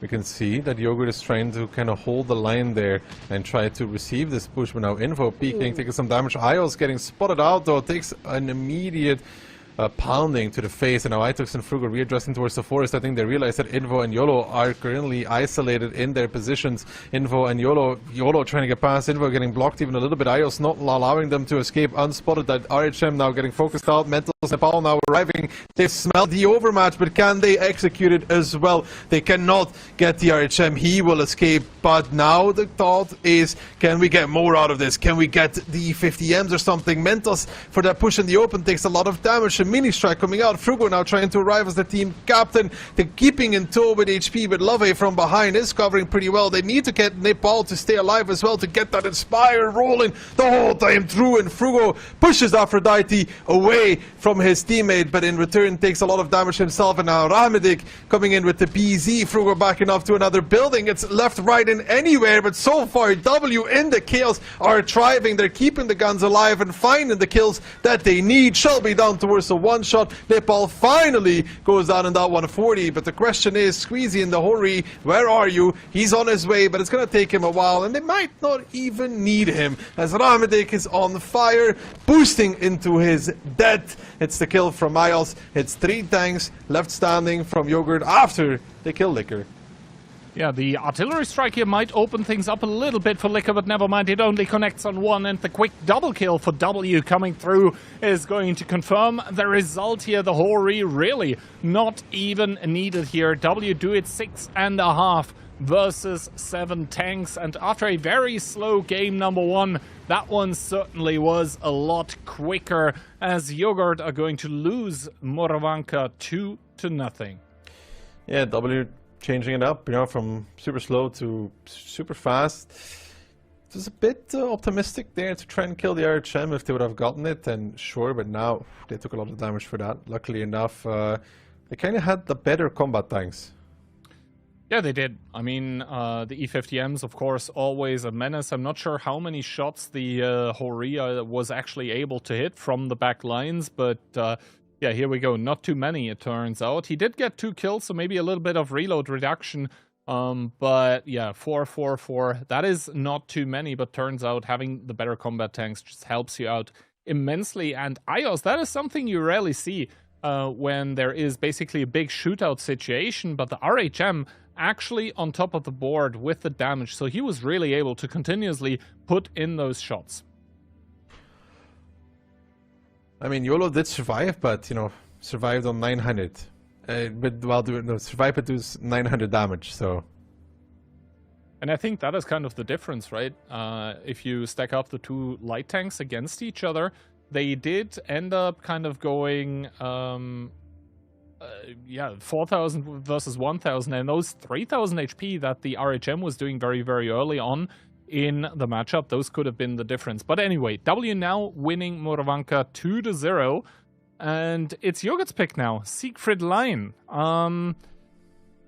They like picking it, but the results so far have been here and there, let's put it like that. We'll see what they can do with it. They really wanted to play it, so they have to show us something as well, right? I mean, as I said, they played it on the first play day as well, and it kind of ended up looking not too hot. So, and of course W as well saw those matches on Tuesday, so they... I'm really not sure why Yogurt is first picking Siegfried Line, like two match days in a row first. They must be training it a lot, sure, but if you're not finding it success on the map, then it kind of is, you know, it is a question to be answered. With the first round of Siegfried will tell us exactly what kind of style we're going to get. I feel like Yogurt might be trying to play the long game, though. Yeah, we'll see. Still, I think over the whole season, the long game, taking a look at how Siegfried Line was played, the long game is the more likely one to be encountered. Then again, we saw Yogurt as well playing it pretty quickly, and of course with W, you never know. Sure. I feel like W might play pretty aggressive. Why not? If you're 2-0 up, you can afford a round of quick Siegfried Line, no? Like we saw Cashback do as well. Yeah, sure. Some quick aggression play. We have really not seen the cap utilized that much. I think you can put pressure on it and force the team close. Yeah, and I think still throughout all of it, W is supposed to have the better, like, individual players, so I think they shouldn't be afraid, and that is exactly what we are going to see. Holy crap. That is a triple T57, a Bliskowitz, and triple Foch B. I mean, W, they're not going to be messing around when it comes to burst potential, but Yogurt, they have some pretty sturdy tanks. Triple BZ and IS4, type 5 times 2 and an object 140. You get baited too easily, Kiehand. Man, I swear, Invo is strolling so often. I'm never going to take his pick seriously again. But yeah, looking at this, I mean, of course, the T57s are very good at dealing with those heavy tanks. The Foch Bs, not so much. They actually need the sides of the Type 5 heavies, as the front can be kind of iffy to penetrate. And of course, you have this long reload at the start of the game. as 2 tanks by W were spotted on the 4 line. I think that was the IS-4 or maybe the Type 5. Seeing them go there, the Błyskawica, though, immediately committing in, sees the IS-4 and is like, nope, against one of those side scraping, I'd rather not. Now, they do have a lot of burst on the cap, but they're going to have to hit all their shots for this, to be honest, across the board almost, amongst all of these tanks. If there's somebody that fails out on this clip, it's going to be pretty tough. Shelby is not going to be spotted peeking that corner. They're all aiming towards it. But there's the Type 5 speaking. There's one reset. And one of the Type 5s taking a lot of damage. The Błyskawica committing. The Foch B now committing as well. Who came out ahead in this straight? I think it's W. The cap is back on as well. They're going to transition now to playing close to the wall. The Foch B coming from behind as well. But this opens up the BZ to peek from behind. And he will hit his shot on towards the back of Ios, who's starting to drop rather low. And that's 3 peaks for YOLO. That is indeed 3 peaks, but now Itox has appeared. That was a rather good clip in towards Rachmedik, who is down towards a singular T-57 heavy tank clip as Klurf is starting to drive through and opens up on towards the IS-4 of Aphrodite. Now Nepal with the Błyskawica also appearing, but Ios the first one to fall, followed by Rachmedik. Kills by both teams, but now the shootout in full effect. Squeezy coming in with the Foch B. Still 5 shots available. That should be enough for Aphrodite. It should be enough, but Squeezy picks it up, and now it's on to the 5-on-5 with 2000 HP lead for Yogurt over. Look at YOLO. He's a little bit isolated. He's getting chased down as well by Nepal. Mentos wants to run it at him. Can they track him? No, they can't. So he gets back behind that hold down. Now Itox is off of ability. This is important to note because any damage taken currently will not be healed back, and that's 1k that is never going to be returning on towards that Foch B. And YOLO is looking for it, wants it as well, will take it. Bit unnecessary there for Itox to peek that altogether. Well, let's see if Squeezy is going to have a better time with his clip on towards Invo. 2 out of 3, make that 3 out of 3. Invo trying to heal back desperately, but a good shot by Squeezy. 4 out of 4. Perfect marksmanship. Once again equalizing the kills, but the HP are not really there here for W. Good shot from Nepal. A bounce coming out by Liquor. Maybe a little bit of an equalizer here for W. And once again, they're able to reload those drums, those clips in the autoloader that can be the difference in the engagement that is soon to follow. Back onto a 4-on-4. Info kind of giving back the opportunity to W to win this round. You know, that Type 5 completely by himself. Between him and Itox, both of them just kind of making a mistake. Mentos has a lot of HP, has a level 1 ability. Of course, that's mainly Squeezy. That's the big playmaker here. Level 3 ability, maximum reduction on that Foch B. If he gets shot at, he's healing most of it back. Klurf taking the strike now as well. And yeah, W can play the slow game now. They have control over 1 strike and could even get control over the 2nd. Yeah, we see them starting to make the rotation here. Obviously don't want to turn the backs of the tanks towards the enemies, as those guns by the BZs do tend to hurt. Now the info tower being taken by YOLO. They of course do realize that the east of the map, for the moment at least, must be wide open, and I think the playmaker, or rather the thing that's keeping Yogurt in the game at this point in time, is actually the 140. I would love for Yogurt to maybe also bunch up together and just use YOLO's healing ability. It is only level 1, but it would be on 4 tanks. It could be quite the nice difference to make, but instead W also are starting to double back after getting basically towered, getting infoed. And the same thing for Yogurt, second-guessing themselves. They realized that the east was wide open, but they don't really want to go there anymore, and W defaulting back towards the open side of the field. Now they're trying to pick up the strike on Nepal, and the thing is, with those strikes, they do 450 damage now, not 400. So taking a look at the HP of Yogurt, Liquor would be super low after. I mean, they're just waiting for the 2nd strike to come up, and I think this is a big problem for Yogurt, is that they're going to be facing off against W with 2 strikes, and maybe even a W with 3 strikes if they wait long enough. They have the time for it. They do indeed have the time for it, and considering the tanks that the teams actually started with, double Type 5 for Yogurt, with the HP kind of being equal, I am inclined to believe that W have dealt more damage. Yeah, no, for sure, because of the double type 5, but I think if you're W, you don't wait for that, to be honest. You try to get a third strike at some point, and then you just kill somebody. Mm-hmm.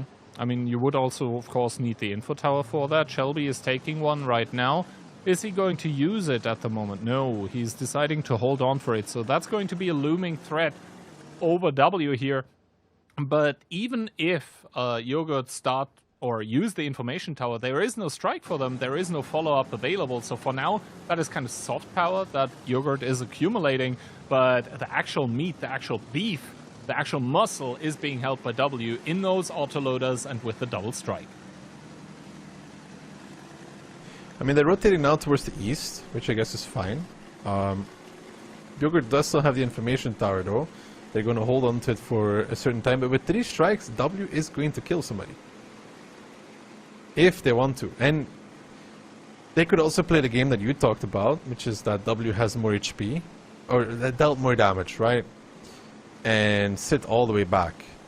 It's my less preferred option, because they have so big of an advantage right now, that I think the only way that this advantage can fall apart is if Yogurt gets enough time to retake a strike, assess the situation, and I think that was pretty big actually. Mentos touching the spotting tower, getting spotted by the spotting tower, and not taking any damage for this one. This in turn is going to mean that now, yes, Shelby takes 1 strike, but taking a look at the HP of W, that doesn't really matter.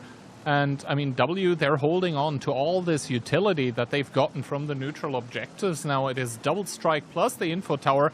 I think they're just going to sit it out here for the past 3 minutes in like AB890. And actually Mentos is starting to make the move. Now the info tower for W gets used as well. And, I mean, W, they see that they're a little bit cornered themselves now, but Yogurt, they of course don't know at this point where the W tanks are, so they cannot take full advantage of the fact that normally they should have a lot of positions. Mentos starting to drive into the strike. That is the 3rd one, and with 3, that is quick mass, 1350 damage. They could 1 strike Liquor or YOLO. unbelievable. Keyhand Matt working out. That's fantastic. Yeah, 3 strikes is enough to kill somebody, so they could wait for the info tower. Shelby gets spotted out by Mentos, though. Mentos might actually fancy the speak, to be honest, in the first B. Might actually want to go for it. Pops the abilities like, maybe not, guys. Maybe I'll just go back. He will heal a lot of that back. Gotta keep in mind, though, Keyhand, the HP is close, but those first Bs healed a lot as well. The Fosh Bees did, but so did the Beesies. Yeah, I still don't think it's that close, but you know, it's something to take into consideration nonetheless. Oh, Mentos now starting to drive towards Love, who YOLO's is probably hold down. Good shot on towards YOLO, and yeah, he should be dead. 1 strike does get used. I do believe there is the second one. YOLO boosting out of 1. Shelby is going to take the stray YOLO down towards 1 shot here. 1 minute and 25 seconds to go. What a terrible strike placement from W. I'm sorry. Squeezy rolling in. Now with his first B, I'm pretty sure YOLO was completely stationary. It's almost impossible to miss a BZ, even if he starts boosting when he's completely stationary. It's not gonna matter because Squeezy finds his target and executes it and has another one close by to go for. But in a different world, Keyhand, that could matter. Those kind of opportunities need to be utilized better by W. They're still going to well-deservedly win the game, but you know, you gotta be careful with moments like those. Yeah, indeed. There's nothing more to be said. The strike placement was actually between horrible and really bad, but nevertheless, W with the advantage that they were able to get throughout the first, I guess, third and second third of the match as well, are able to hang on and now reward themselves with a triple match point against Yogurt here. Not as many problems against this team as they did end up having in Phase 1, but that is so far. And I think this match, or this round so far on Siegfried Line, was kind of the closest, and there were a couple points in the match where it looked like Yogurt was, like, they almost had it, right? This nimble lineup, and it is kind of nimble, even though it is a lot of heavy tanks and brawling TDs, it almost fell apart, but not quite. Damage-wise, Nepal did a great game there. Squeezy as well. Mentos as well. He snuck in there. We already knew that Nepal and Squeezy were going to have good battles, right? I think that was predicted. But that it was going to be so big for the Bliskovice, definitely carrying his worth in that battle. Yeah, absolutely. And I think the reason why something like a Bliskovice is being picked is that you have something with a lot of DPM and, if needed, a lot of alpha damage as well that can carry the lineup while the bunch of the autoloaders is reloading. And I think part of what makes such a lineup so unpredictable and so dangerous as well is the fact that, you know, like one autoloader, two, maybe even three, you kind of you can communicate the reloads of those if you're on the opposing team. But if it's 6 and it's like 3 of the same, then it kind of becomes impossible. You can never be sure. Oh, does someone have shots? Is he reloading? If he has shots, how many does he have? And like those are only autoloaders. It would be even worse if it would be like auto reloaders, but it's bad as it is, right? And we saw immediately with the first peak from the Type 5s in towards the T57s, it was like you know, this TV series like destroyed in seconds. Like he lost 2k HP just like that. Yeah, and the downside there for Yogurt is that like in the end game, Info I mean, the 5-on-4 I think was very playable for Yogurt with the tanks that they have, but like 4-on-4 against all these burst and brawling tanks was not quite that good, you know?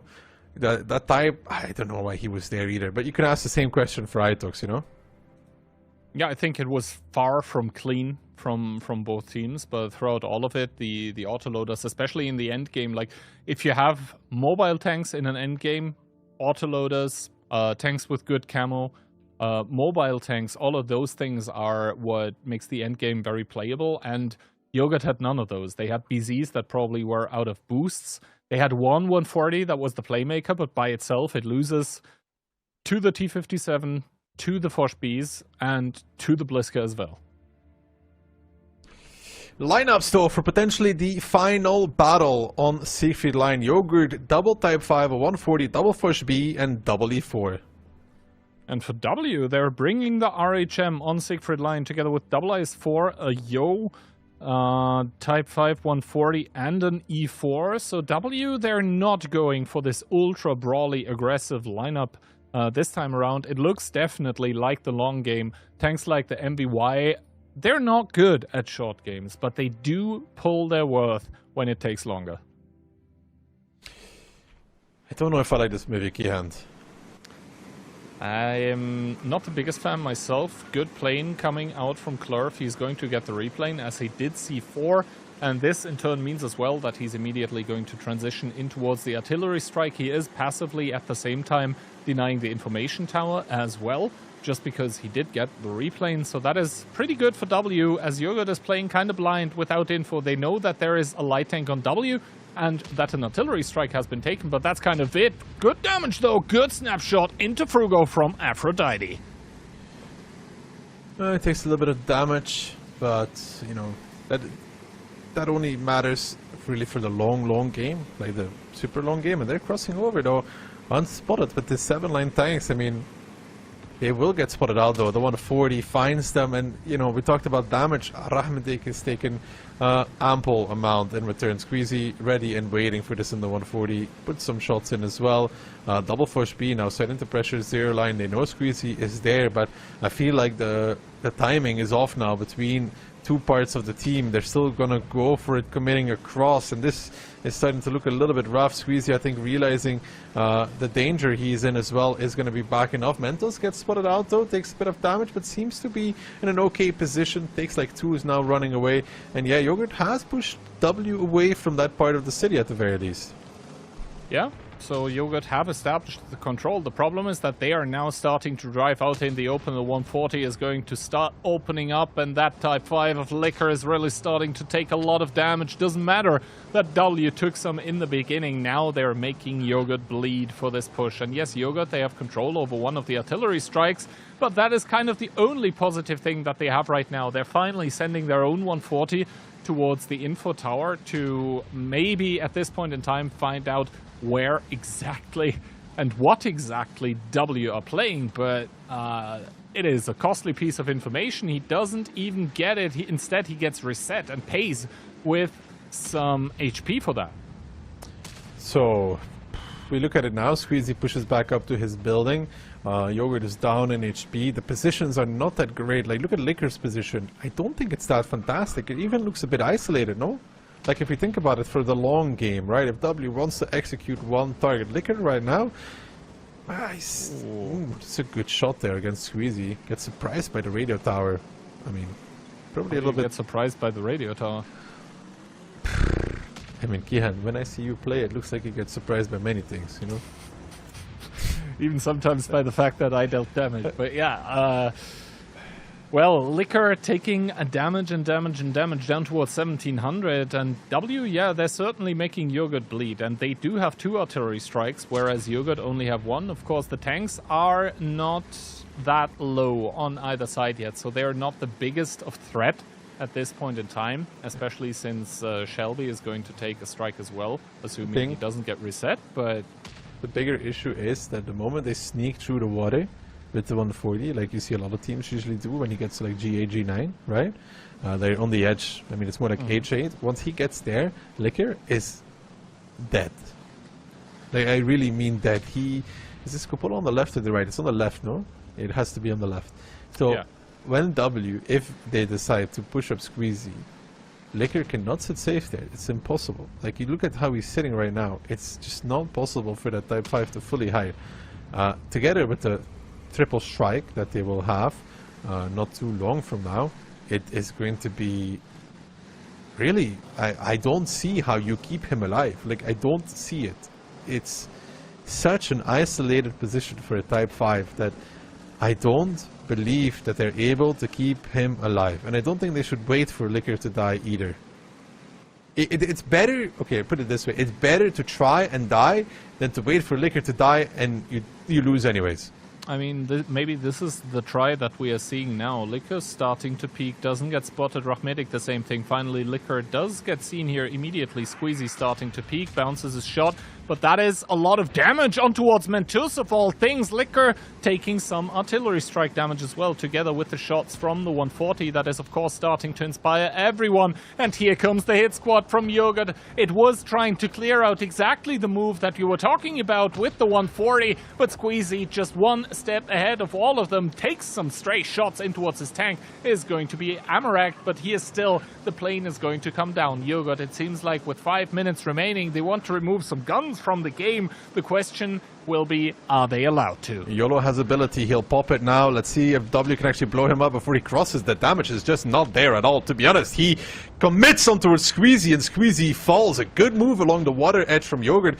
A powerful move as well. And I gotta say, this is on W for being a little bit too lackluster and complacent. They're up 3000 HP, yes, but down a gun. They've used all of their strikes. They are taking back some control over the city positions. But for Yogurt, now it's time to dig into the trenches.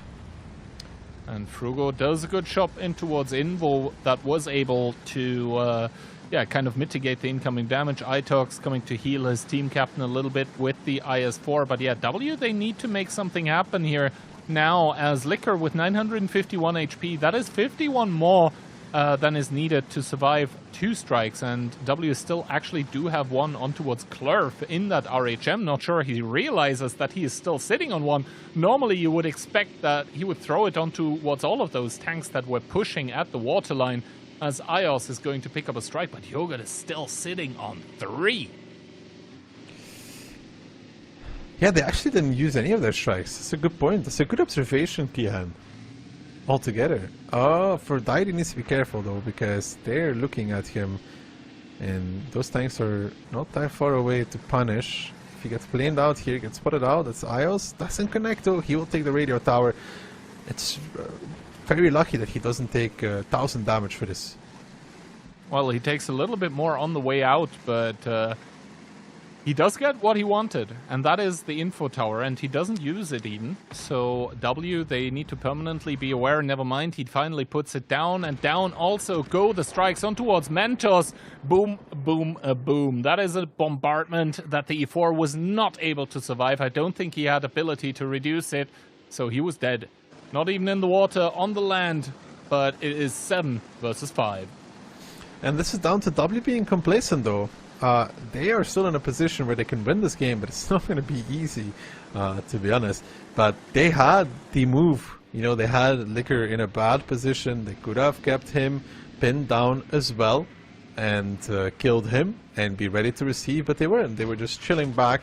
Now they're up in HP still, but they're down in guns. However, Lave pretty low. Aphrodite starting to get peaked. And Miffy's in a very strong position. The Fush Bees are now marching down zero line. Shelby getting some damage. Needs to be careful. We'll take one more from Nepal on the crossing as well. Needs to pop the ability to survive this one, to be honest. Although Nepal just fired on Aphrodite. Now Ios and Klurf on the move, on the run. The HP getting closer. It was 4,000-5,000. It's now within 3,000 range. Love taking a strike, and now there's the repush from W on towards those Fush Bees, but those Fush Bees are ready and waiting in those positions. They're like, come at me, bro. We're ready to receive. Frugo's dead. In the meantime, the strike coming in as well. It's going to hit home on 3 targets. The HP lead, it has swung, and so have the odds of W in this one. And it just comes to show that when you're complacent, when you're not ready to make the move by yourself, sometimes the door can be shut in your faces. And Yogurt, they do it. They realize it's do or die, and the moves they did, they were all on point, and W deservedly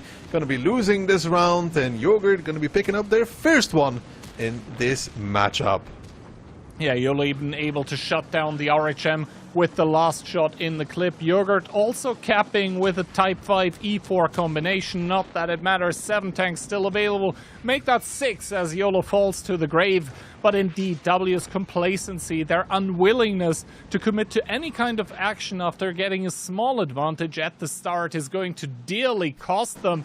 Yogurt wrestle the second round of Siegfried line away from them, and they do keep their hopes in the OLS Season 4 alive of not only winning this match, but staying in it for the playoffs. Yeah, for sure. It's for W, it's a really bad round though. Like, it's such a good round for Yogurt. They realize it's like, I mean, if we sit here, we're going to lose the game. It's guaranteed. So they decide to go for it. And then the ultimate move there for onto Squeezy's building. I mean, YOLO didn't even take any damage with it. W completely getting bamboozled even at that point. Yeah, and I don't really understand it. Like, Squeezy, he did a good move driving away with the 140, but then, I mean, unfortunate for him, he kind of gets surprised by the info tower, if you want to call it that way. And after that, I mean, he gets Emmerich, but it doesn't really matter that he's Emmerich or not. Maybe one shot more or less doesn't really make a difference at that point. The fact that the Fosh Bees could just cross over and kill him unscathed, they didn't even need to pop ability for it. That is the big problem. Yeah, I don't know, it's a really strong round from Yogurt, but it's like, if W want, it's not just like this, you know, if they want to, no offense to Yogurt, if they want to beat one of the better teams, you cannot be giving up rounds like this, man. Like, it's just not good enough. Like, it's so complacent. They're like chilling, we're winning, and then they're just not ready to receive whatsoever. And then they lose, deservedly so. Like, it's the best case scenario that they lose that round. I mean, for my prediction as well, but, you know. The thing as well, right? W, they looked very, very strong on Muravanka, but, you know, that is kind of the W that we expected to see going into this season. But now this W here, second-guessing themselves, not ready for enemy pushes, kind of disconnected, disjointed even at some points in the game. That is something that, you know, reeks of W Phase 1, and that is certainly not something they want to repeat in this extremely important match. Now, it's still match point for W. They still only need 1, and they haven't given any points to Yogurt yet, because for that Yogurt would need to go to 3, which means in turn winning that next map that's up and coming, Ghost Town 2-0. And W, I think they had some pretty okay Ghost Town rounds. Most of the time they didn't win it, but it looked good. The problem was there that they were up against teams, the names of Mafia, for example, or Hit. Yeah, it's just like these kind of rounds, if they lose them against Yogurt, they're going to lose them against anybody, to be honest. Yeah. It's You cannot allow an opponent to come back into the game like this. Like, sure, it's really cool. Like, I get it. You know, you want to sit back and just collect some strikes, and you're like, oh, Licker's in trouble. Look at him. What a dumbass. He's gonna die. And then all of a sudden, they're like, oh, they're pushing on 0 line. Oh, it's not that bad. Just shoot him. Squeezy's is dead. Oh, it's not that bad. Just take back the city. Mentos is dead. Well, it's kind of bad, guys. We're in trouble. That was probably the communication process on the W TeamSpeak at that point in time. But yeah, maybe they're able to wipe that away by just showing us a very good Ghost Town round. Or maybe Yogurt will be able to capitalize and double up the points in, or rather the scoreline in this match so far. Because, yeah, best of 7 can be kind of, you know, a longer match. And I think with 2 rounds going the distance here so far in it, we are definitely in one of the longer matches so far in this phase. But Ghost Town can be super quick as well. We saw some extremely quick cap plays. Oh my goodness! Earlier today as well. You can really force the enemy to come close and transform it all into a shootout. What kind of lineups we'll see also will dictate the kind of a game we're gonna have between these two. Somebody wants to play aggressive or not. What do you think? W going to passive or aggressive? I think W, if they're not doing it this round and they lose it, they could do it next round. Ghost Town is also one of those maps where the rat strategy once again can work. We'll just have to wait and see if they're willing to play it this round. And, well, talking about W and rat strategies, I mean, Yogurt, double light as well. First of all, though, W lineup, 1 Type 5 Heavy being played by Frugo together with a Batchat, a CS63, a Leopard 1, an E4, an EBR, and an RHM, so 7 different tanks. Yogurt in return, IS4, IS7, E50, Leopard, E4, but double RHM, so only 6 different ones.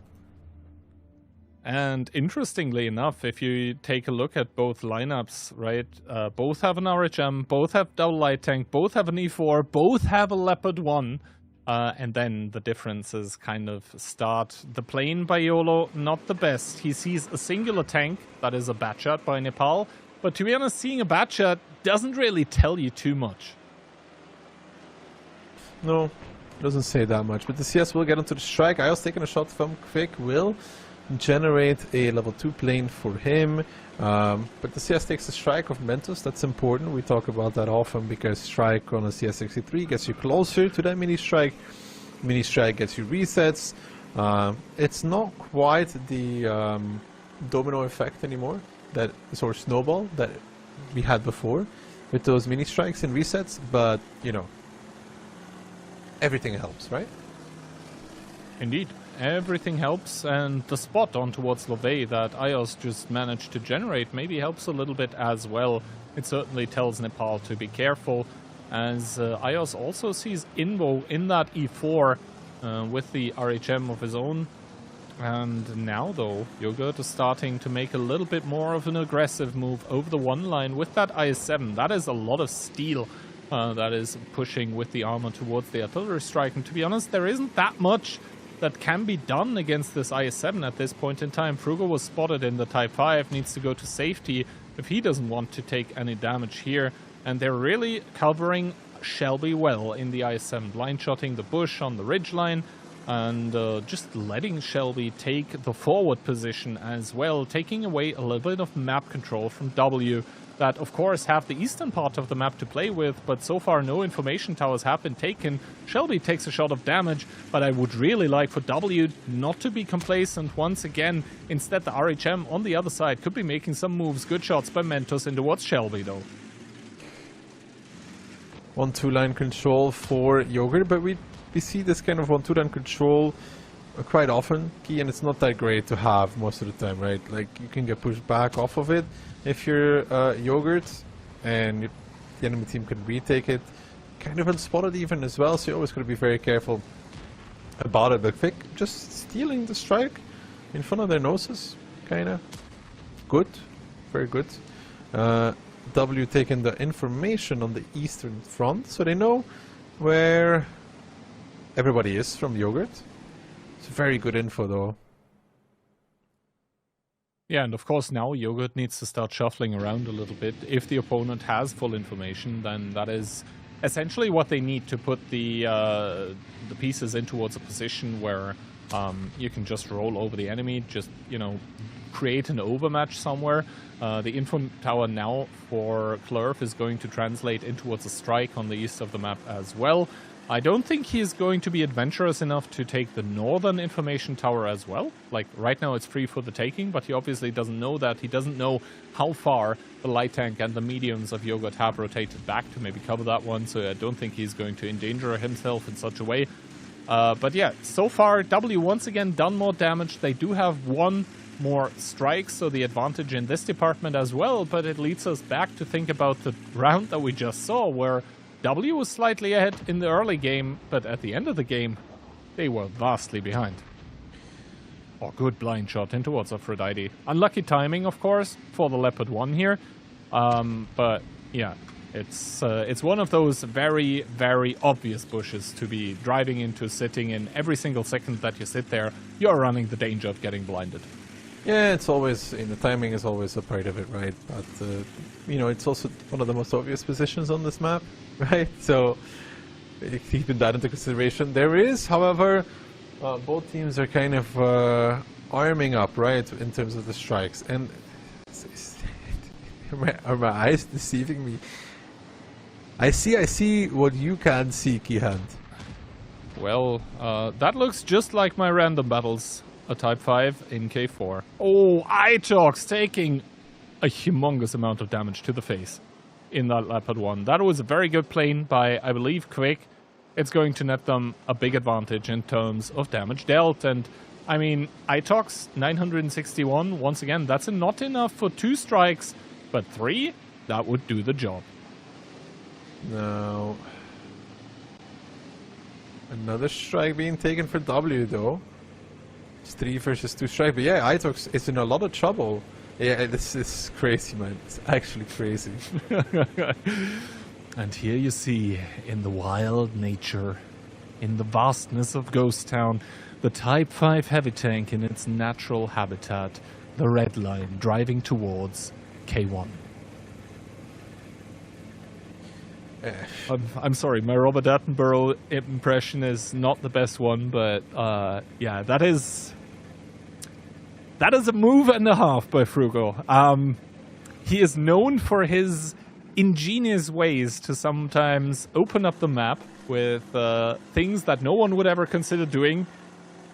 Kids, those are trained professionals. Close your eyes now. Do not try this at home. Don't try this at all.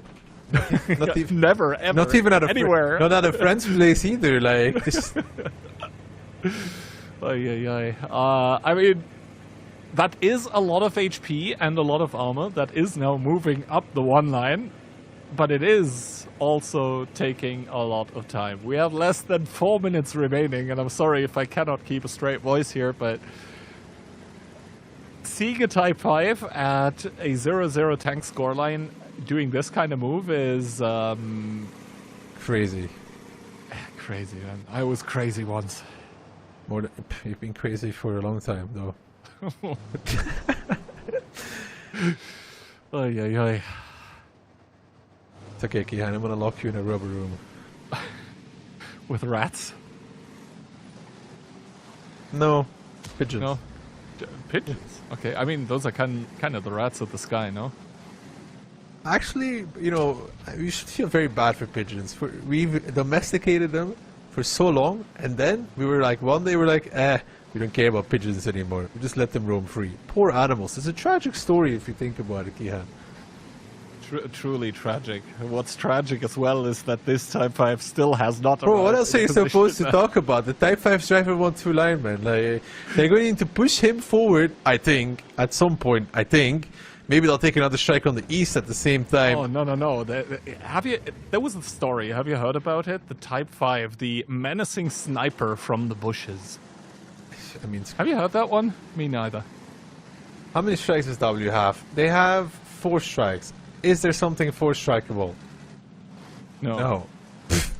It's 1800 damage, and they can't do anything. But if they with take a fifth strike, it will be enough.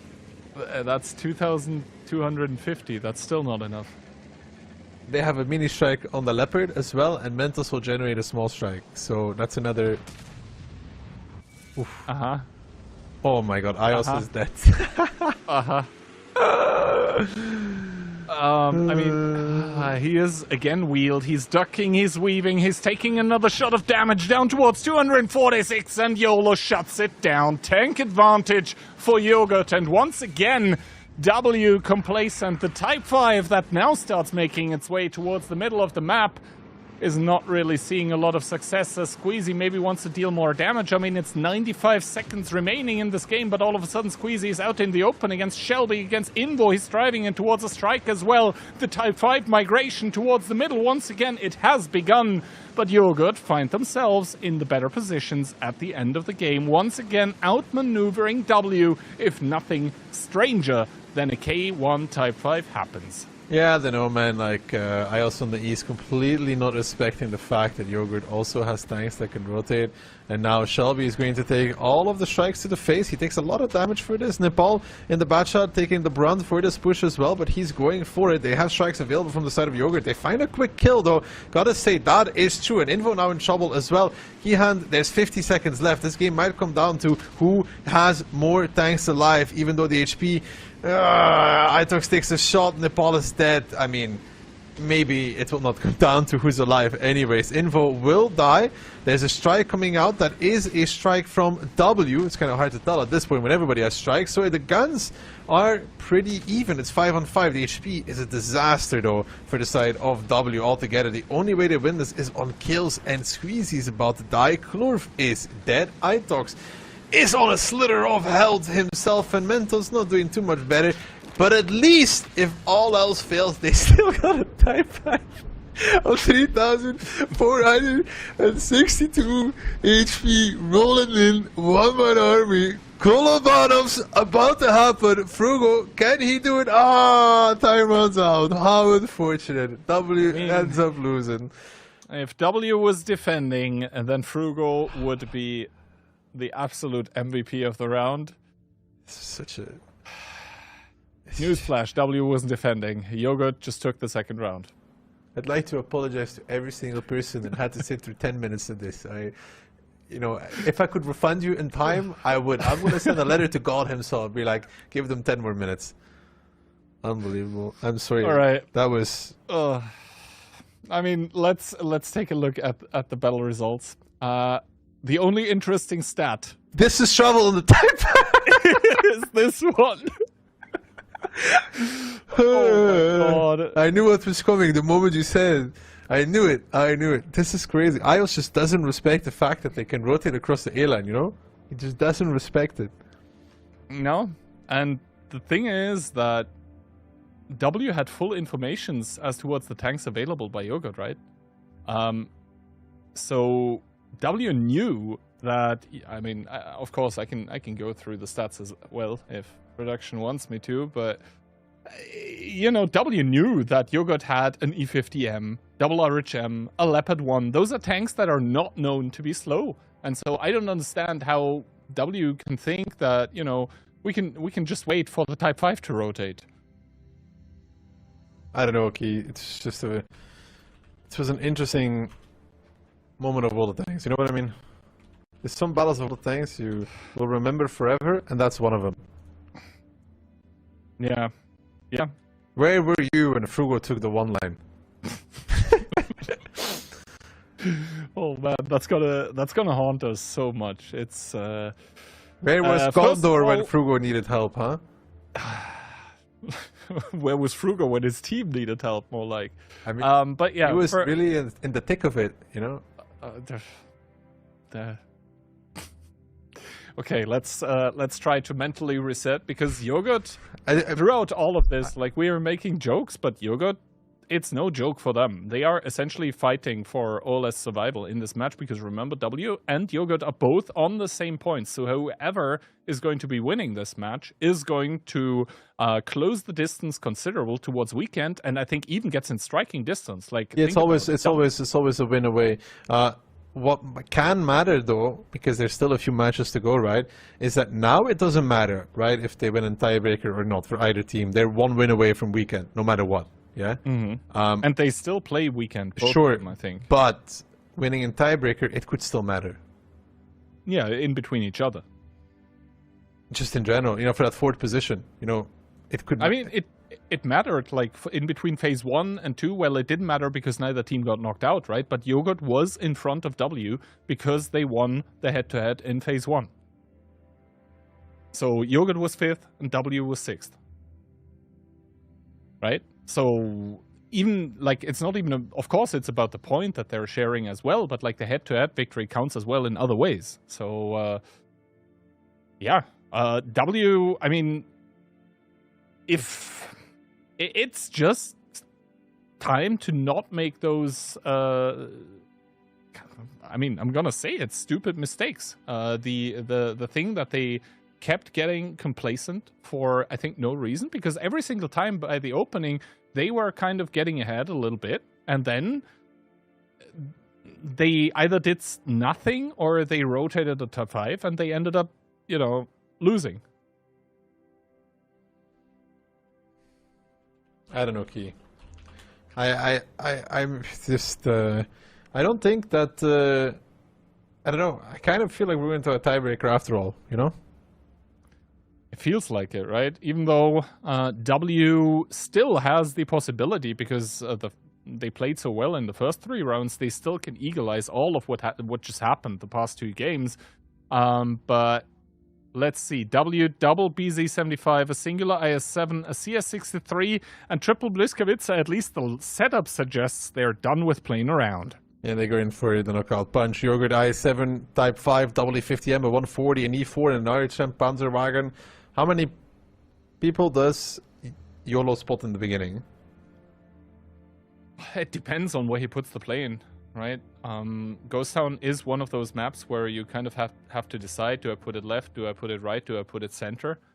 Here he would be going well with putting it, well, he put it a little bit behind actually, so he only sees double BZ75 going towards middle. That also means he doesn't have enough for a replane.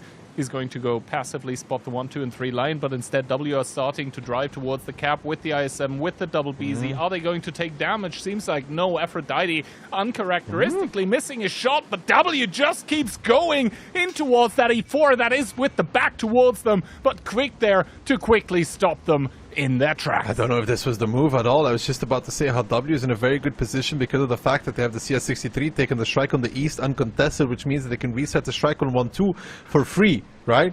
Which means that it's going to be a tough game for Yogurt to get a reset on time, and then push off. But now, I feel like they took more than they actually did, and now the double strike will be taken from Yogurt. There's no pressure on this cap whatsoever enough, for that matter. It's not ticking quickly enough for it to matter. They reset YOLO now on that strike, and Fruga gets the other one. So, maybe I was wrong, because there is enough time to cap it out now. Somebody will have to reset, and it does look like Rahmedik is going to be the one in the IS-7. He finds a shot against Itox. That is enough to get the double strike under control as well. W up in HP though. Frugo needs to be careful on that IS-7. Of course, they're going to split up on the cap now. Itox peeking Shelby and the Bliskavitsa. Can he find the shot? Beautiful 783 to the face. Trading about even though, but still, any shot from the Bliska on that high DPM tank is pretty good. They're split up on the cap.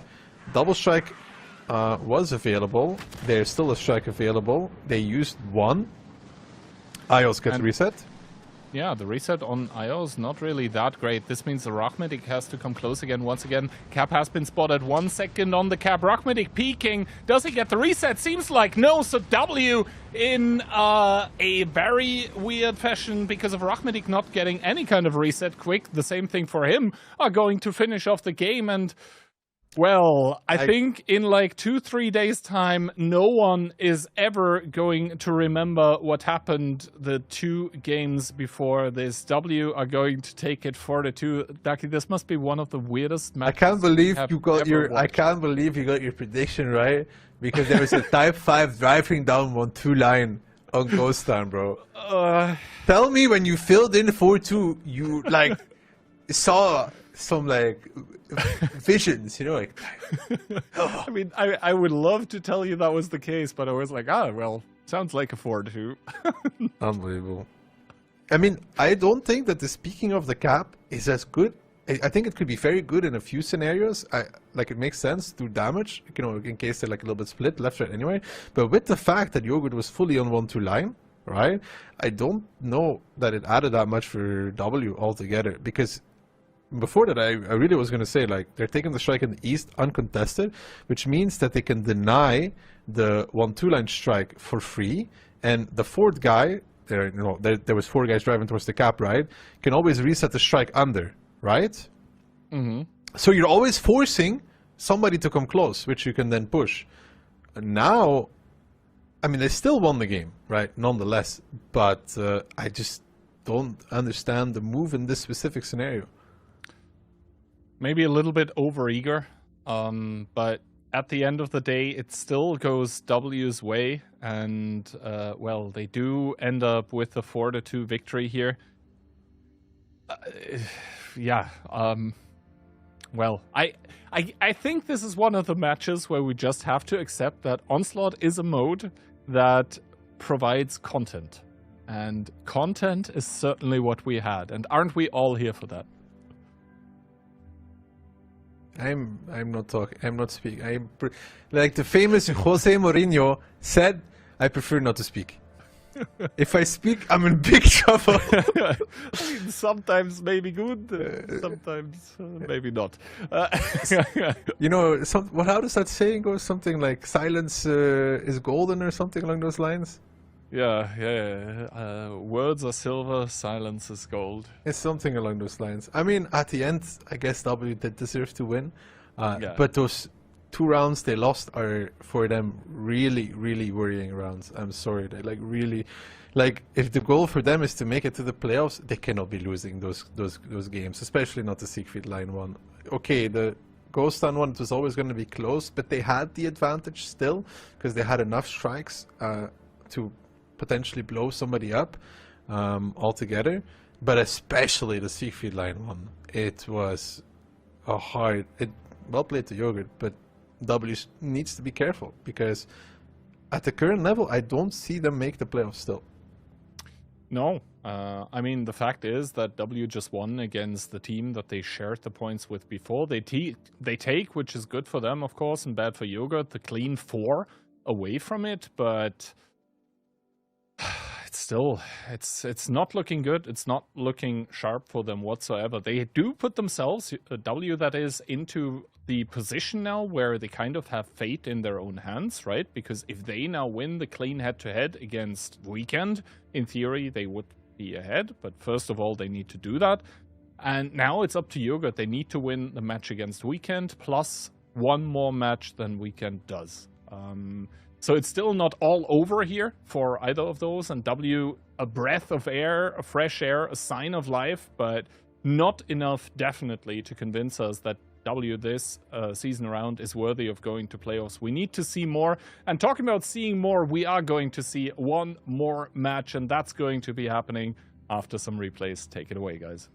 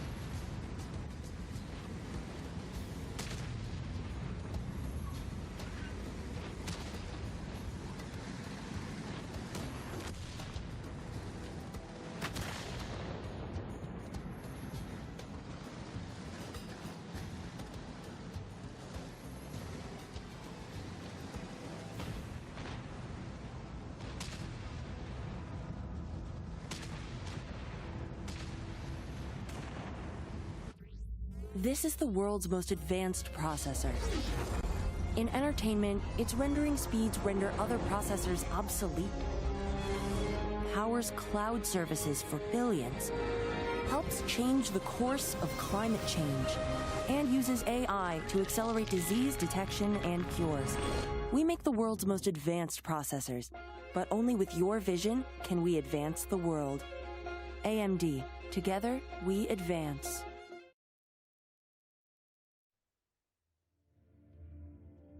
And here we are back again with the last match of the day, and it is going to be the rematch of the Season 1 Grand Finals. It is going to be Hit against Cashback. What are your thoughts, Moff? My thoughts are still very much with the previous match, the roller coaster emotions. I'm glad we had a replay break because I think Kihan was in danger of wetting himself from laughter after that experience. But it just goes to show, right? Even if you have two teams that are considered to be not on form and weaker, you can still have an absolute blockbuster a match, but for all the wrong reasons. Hopefully, this one is going to be for the right reasons. Hit and Run, the top performing team so far.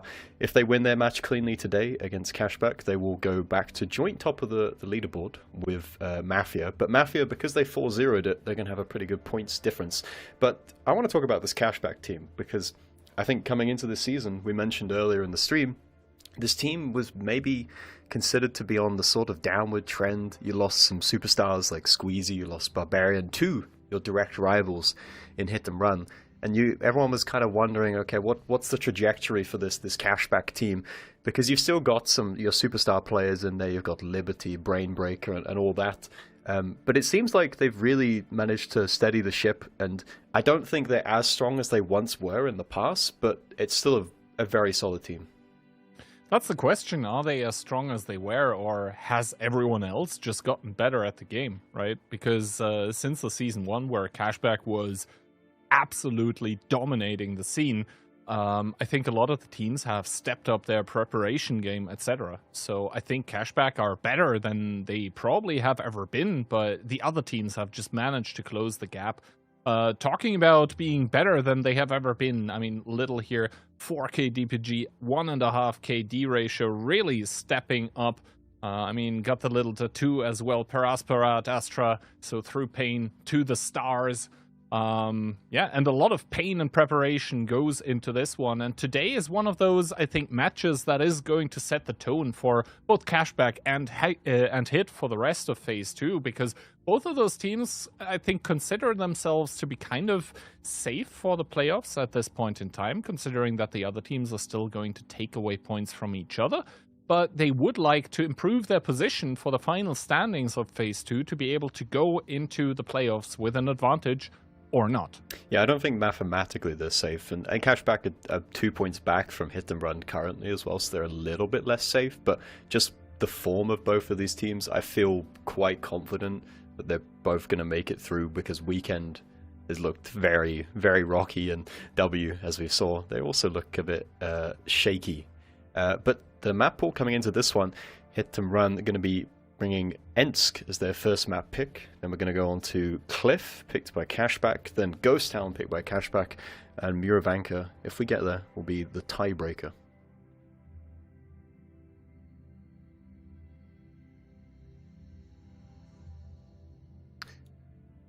We seem to have lost Keyhand temporarily. He's not having a good day with the audio, but it may be a tradition around here. I think that Ensk is going to be a really strong map for Hit and Run. Previously, in the past, in seasons gone by... I am back. Welcome back, Keyhand. Another slight technical issue, but he's back in action. Yeah, the little gremlin got into the PC again, it seems, but after resetting some settings, it seems to be okay. So here we are back again. And yeah, talking about those maps, Moff, I'm not sure, I just said it, I'm not sure if I'm ready for another Ghost Town quite yet, but as we're going to start off on Cliff... Ensk. Sorry, Ensk. I mean, yeah, Ensk it is, yeah. So it's fine, I you still can need collect your reset. marbles, it's fine.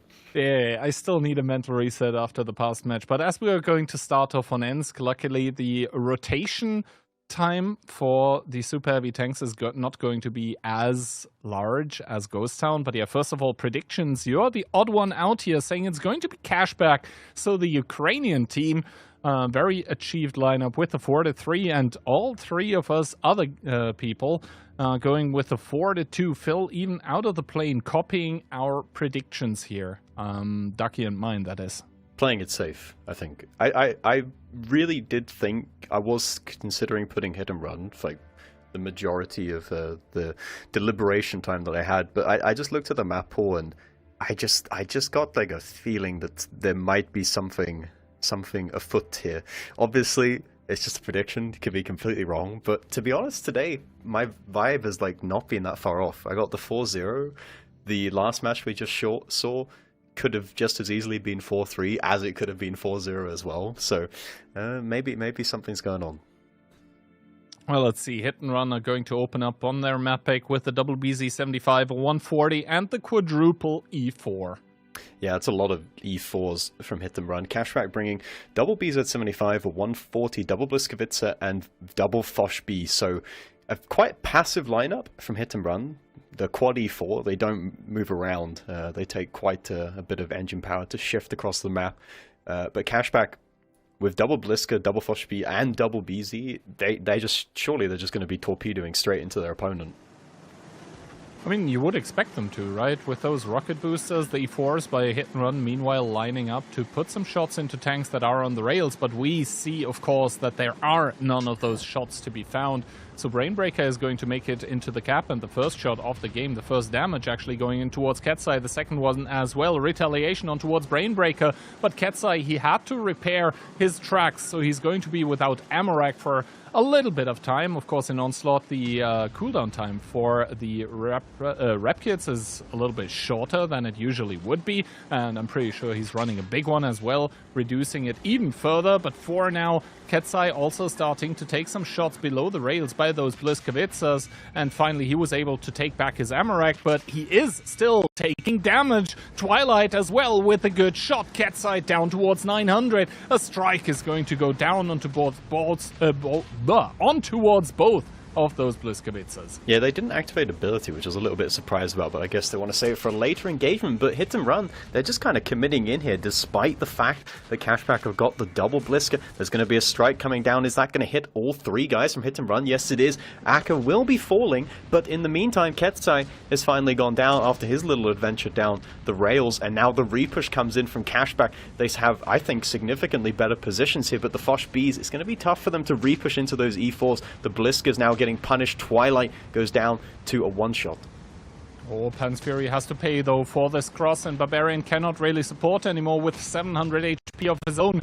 So Hit and Run, they're all in at this point, but they're pushing in towards superior odds and Crossfire. Twilight, they're going down in the Bliskovitza. Little is down towards a two-shot, actually, and Franek is hitting those shots in the 140. Little out in the open, gets picked up, so it's 6 versus 4 tanks, but still the HP advantage for Cashback is there. Make it 6 versus 3. Hit and Run with their been known magic once again, able to keep those one-shots in the game. Pan's Fury shielding DJ. Yeah, I think there was an overcommitment from Little, and that really was the linchpin that has snowballed this in the opposite direction. Franek is doing a great job here of just staying alive, and that means he's able to just spam the Inspire ability for the rest of his team. And Hit and Run, it looks so chaotic, and that brawl did not look like it was going in their favor, but they just managed to protect everyone. They managed to keep all of their guns alive with some fantastic team play. I still think that that's a throw from Cashback to drop the ball there. I do think so as well, because Cashback were handed so much free damage at the start of the game on Franek that was booking it down the rails with that BZ75, then even taking 2 more free shots by the Bliskovitzas.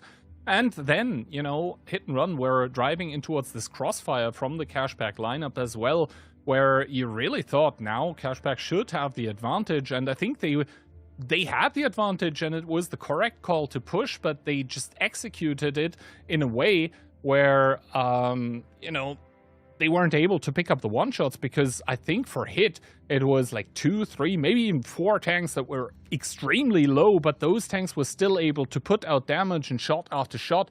And of course, then the HP advantage that Cashback had generated ended up not really mattering anymore. Also, I think that the 140 by Cashback died too early. He committed. Of course, you want to, at some point, commit with the 140 as well. You want to bring in your HP, but he ended up dying before the brawl was over, which is not what you want to have happen.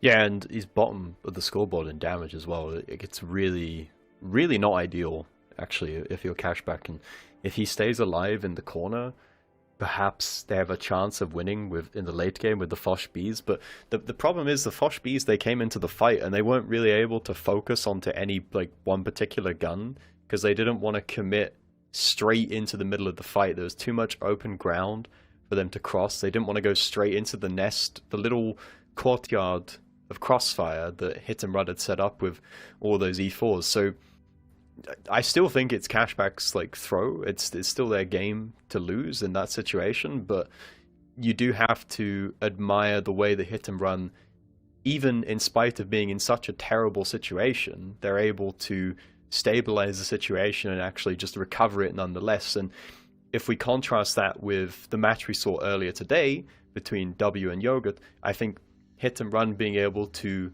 salvage a bad situation is a good example of a strong team, and W is in the opposite way, where they're kind of fumbling the ball a bit. I mean, if you look at it from another angle, then Yogurt were able to salvage a bad situation 2 times in a row. But then again, I don't think it was a situation like this where it was just a die-hard brawl, right, face to face, and the tanks are just right in front of you, and the micro positioning in between the buildings matters as well.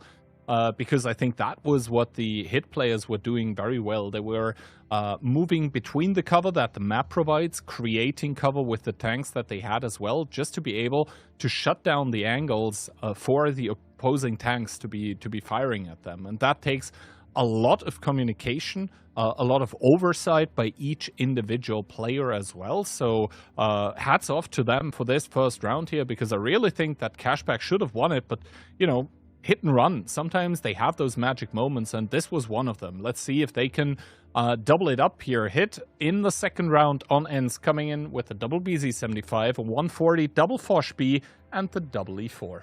Cashback going with the quad BZ 140 and double Foch B. So it's pretty simple, not messing about, and it just goes to show, I think the BZ is the second most played tank in this season of the OLS. It really is the go-to pushing machine with the HP heal ability if you want to just charge straight into your opponent. And again, Hit and Run opting for at least a couple of E4s. It's still just a very, very powerful tank for shutting down and holding angles, just being really annoying to your opponent. Cashback, they're pushing aggressively here, but they're going to stop. It looked like they wanted to go forward in towards the cap, but they decide against it. The double Foch B is still making their way up into the city. Now the BZs are going to push down a different lane on the rails they're not going to be known about, but the cap is underway, so they know that there's 3 guys that are just running straight through the cap. Their Brainbreaker pushed up aggressively on the rails, going to be pinning down Pansuri in his T110 E4, and at the moment, Hit and Run, they don't have any of the strikes. They haven't taken control of the field yet. They don't have the city, and there's 17 seconds left on the cap here. They're going to be forced to peek.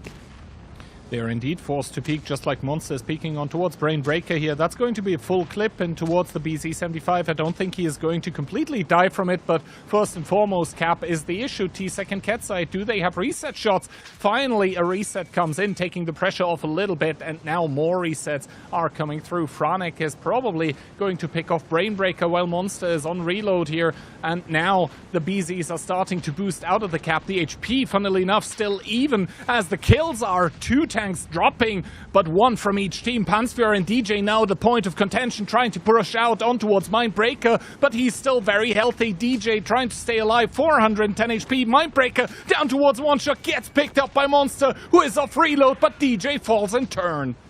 Yeah, and now the HP, the guns in favor of Hit and Run. They just pick up another kill on towards Acker, and Twilight, in committing to try and take out those E4s, has found himself between a rock and a hard place as well, and it's Hit and Run once again taking the lead. The double Foch B, they couldn't get involved in the game quick enough. They just managed to pick off the kill of Barbarian in the city, but now they're both on reload. Well, Liberty's going in to try and get a little bit more extra damage, and Little is a bit out of the fight here in the 140. Now just closing distance, and Ketsai just bullying poor Vladislav, just pushing him against the wall, not allowing him to run away. And Little does have a lot of HP, but there's just so many guns to pick off here, and Monster is already off of reload. He's going to be protecting Pansuri in his T110E4. Ketsai has managed to get the other kill, so Little has nothing left to go here. Yeah, the Fosh B clip running kind of deep and running it down on towards the 140. So whereas the past match saw a lot of very, very slow rounds here, Hit on their own map pick are easily able to close it out in a clean fashion, 2-0 for the team from Poland. Yeah, and I think my prediction might be in trouble already. I was hoping for a 1-to-1 split on Ensk. I knew the Hit and Run were going to be the preferred team, the more dominant team on this map. Look at that from Monster, 6.9k in that Fosh B. I mean, 18. You cannot ask more from the guy. That's literally perfect. That's just three clips are in the Fosh B, and he picks up 3 kills to boot as well. So focusing out those kills, not just hunting down the damage. I think Barbarian must have done a decent job as well of just kiting the double Fosh B, because Cashback, they really want those Fosh Bs to get involved in the fight to support the BZs, because as good as the BZ is, if you don't have a whole lot of them combining on towards one target immediately and just blowing them up, then you don't have the DPM to sustain the fight. And here we now go with the map pick in bans once again, because we are, believe it or not, already past the first one. Ensk, Hit's map pick, nonetheless, picked up by them 2-0. But then again, we think back to the past match where, W looked very clean on Moravanka. And then unspeakable things happened. So there are, of course, still a lot of chances for this Cashback team here in the match. But it was not the start that they wanted. Now, however, onto a map that we haven't really seen a whole lot. So I'm very intrigued what we're actually going to see on Cliff. Yeah, that's true. No one's really seemed to play Cliff that much this season. And I think Hit and Run, I could be mistaken, but I was doing a bit of research. I don't think they've actually played Cliff in the entire season so far. Or it could be either of them, to be honest, that haven't played Cliff, because I don't particularly remember any matches that either team has played here. And it is interesting that Cashback are the team that wants to pick into Cliff. Historically, they don't really like to pick it or play it. It's obviously seen more as a hit and run kind of map. So it's an interesting choice, to say the least. Interestingly enough, Cliff is also one of those maps that in the pool is considered to be kind of one of the slower ones. And that might seem counterintuitive, because Cliff normally is a very fast map, especially in 7v7, but also in 15v15, if no team parks the bus. But here, if the shootout doesn't immediately happen, it tends to go for quite a while. So, but of course, all of that depends on how exactly the teams decide to play. And I think Cliff is also one of those maps where a lot of the games can be decided by opening.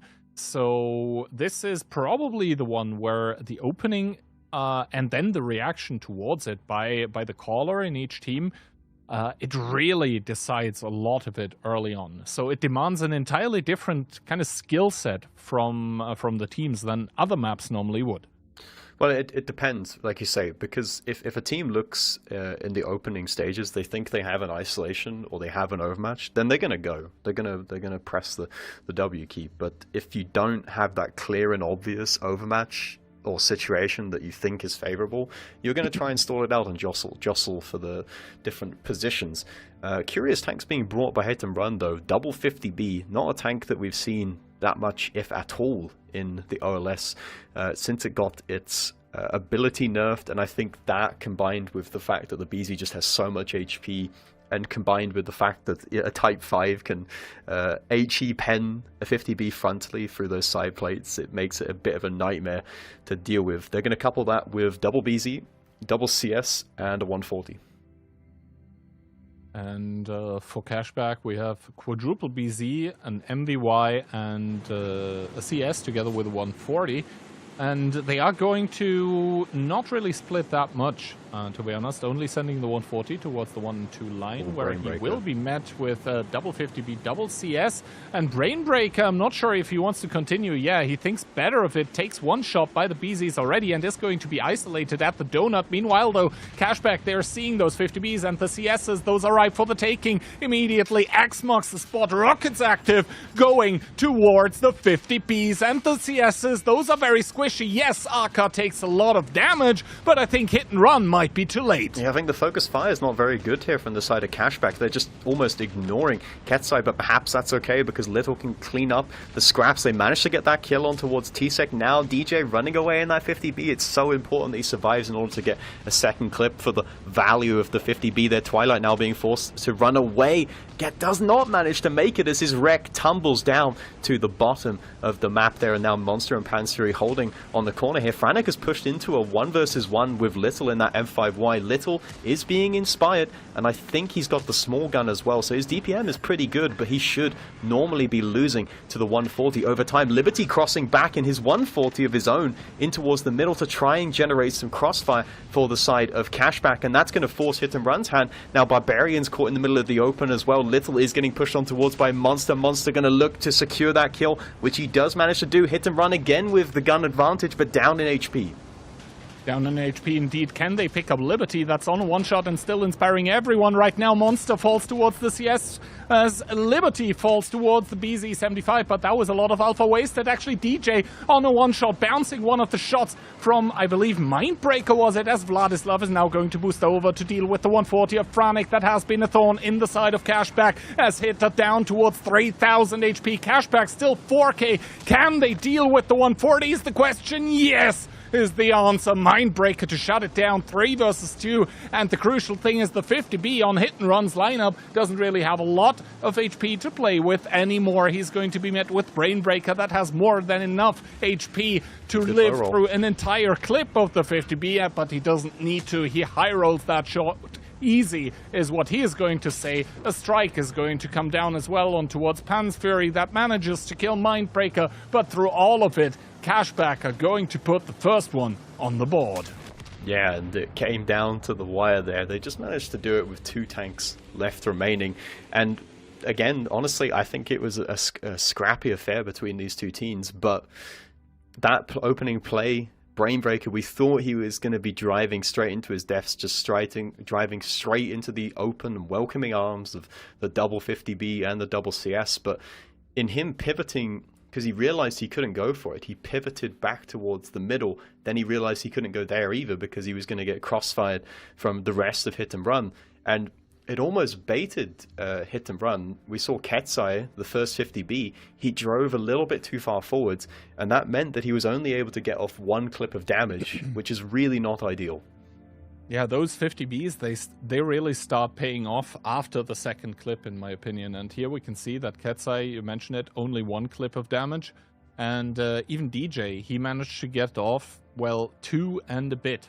That is not enough to make the difference. Instead, Franek, I think he played a very, very good game in that 140. But if the enemy team just keeps sending tanks and tanks and tanks at you, of course, at one point or another, you are going to wither away.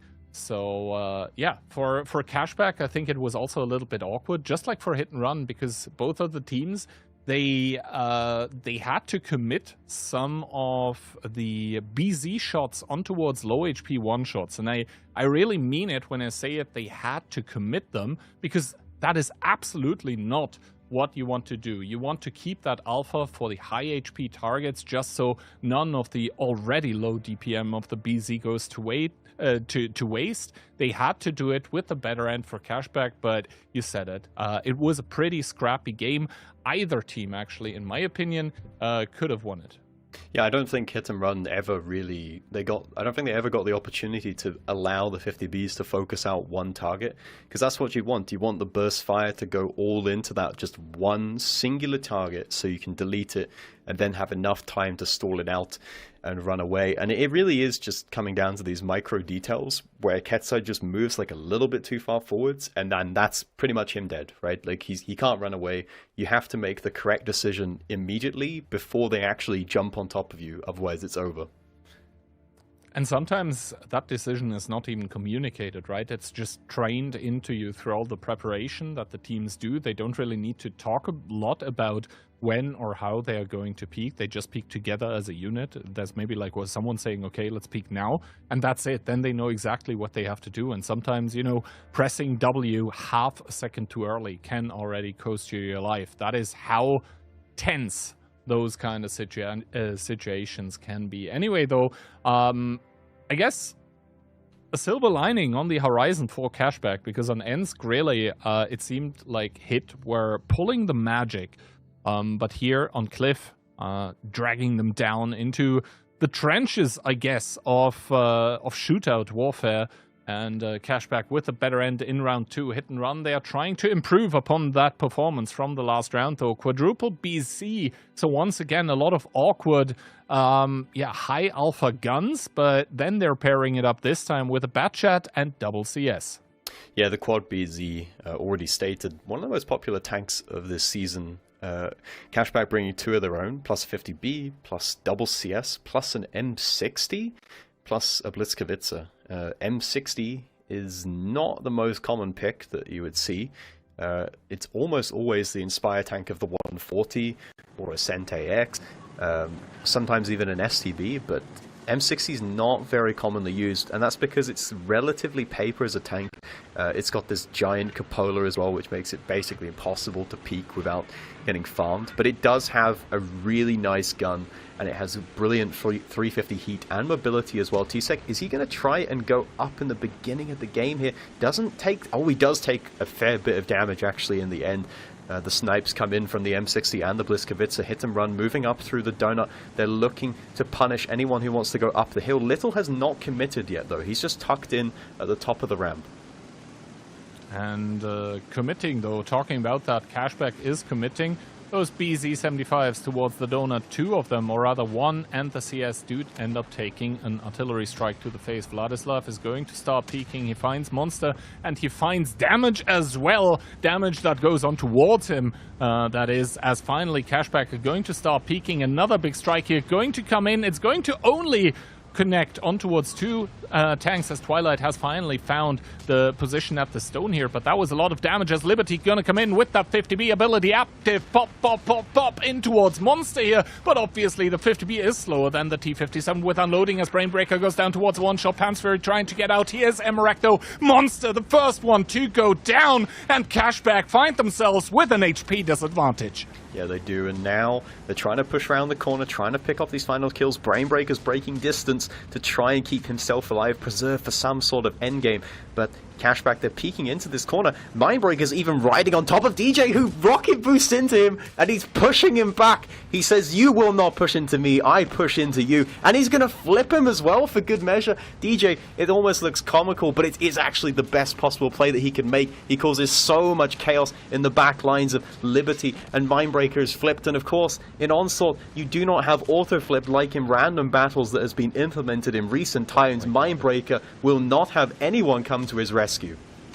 Oh my god, Mindbreaker, he is lying on his back and there is nothing to remedy the situation. Still, there is a full HP Batchat named Franek for the team of Hit and Run as Akka takes another shot while trying to cross over. DJ finally from the grave has managed to kill him. Franek is able to take out Twilight in the BZ, and all of a sudden it is actually on Franek with that full, or almost full HP Batchat, but he finds himself in a 1 versus 2 situation against 2 unspotted enemies, and his ally Ketsai, not very high HP, but he is able to stay and chill on the cap here. Oh, Brainbreaker gets spotted though and gets picked up. Now Akka, of course, has to try and single out the low HP, but this means that Franek can just pick up the strike, and that is going to stack the odds so much in his favor. Also, Akka now in the cap. He is... well, his positions are known. Ketsai does not miss that one. And DJ, I'm just gonna say it. You know what he was screaming when he was, you know, pushing the Bliska away? He was saying, I'm the Juggernaut, bitch.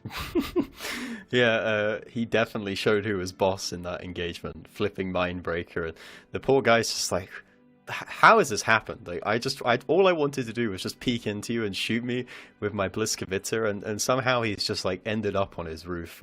What a crazy scenario there. And it did really just create exactly the right amount of chaos that Franek needed to come in and do the cleanup crew. Don't forget about Ketsai as well, sniping away in the BZ-75. Managed to do 5k and 3 kills as well. And again, it just looks like another one of those rounds where hit and run, they've got this magic. They somehow managed to pull through with the leading. The thing is, like DJ, he has 4.3k damage here, but keep in mind, the Bluskavitza on its roof died with like 1.2, so you can add that actually to his damage normally. Yeah, he's been robbed there, isn't he? From not having that in his post-game stats there, getting that extra damage. He's getting the kill. Yeah, he does get the kill. But once again, a hit and run just in the clutch. They managed to see off Cashback, and this game very well could have been going more towards Cashback, and they could have won that one game on Ensk. They probably could have won that last round that we just played as well. But as it is, it's hit and run who get to match point first.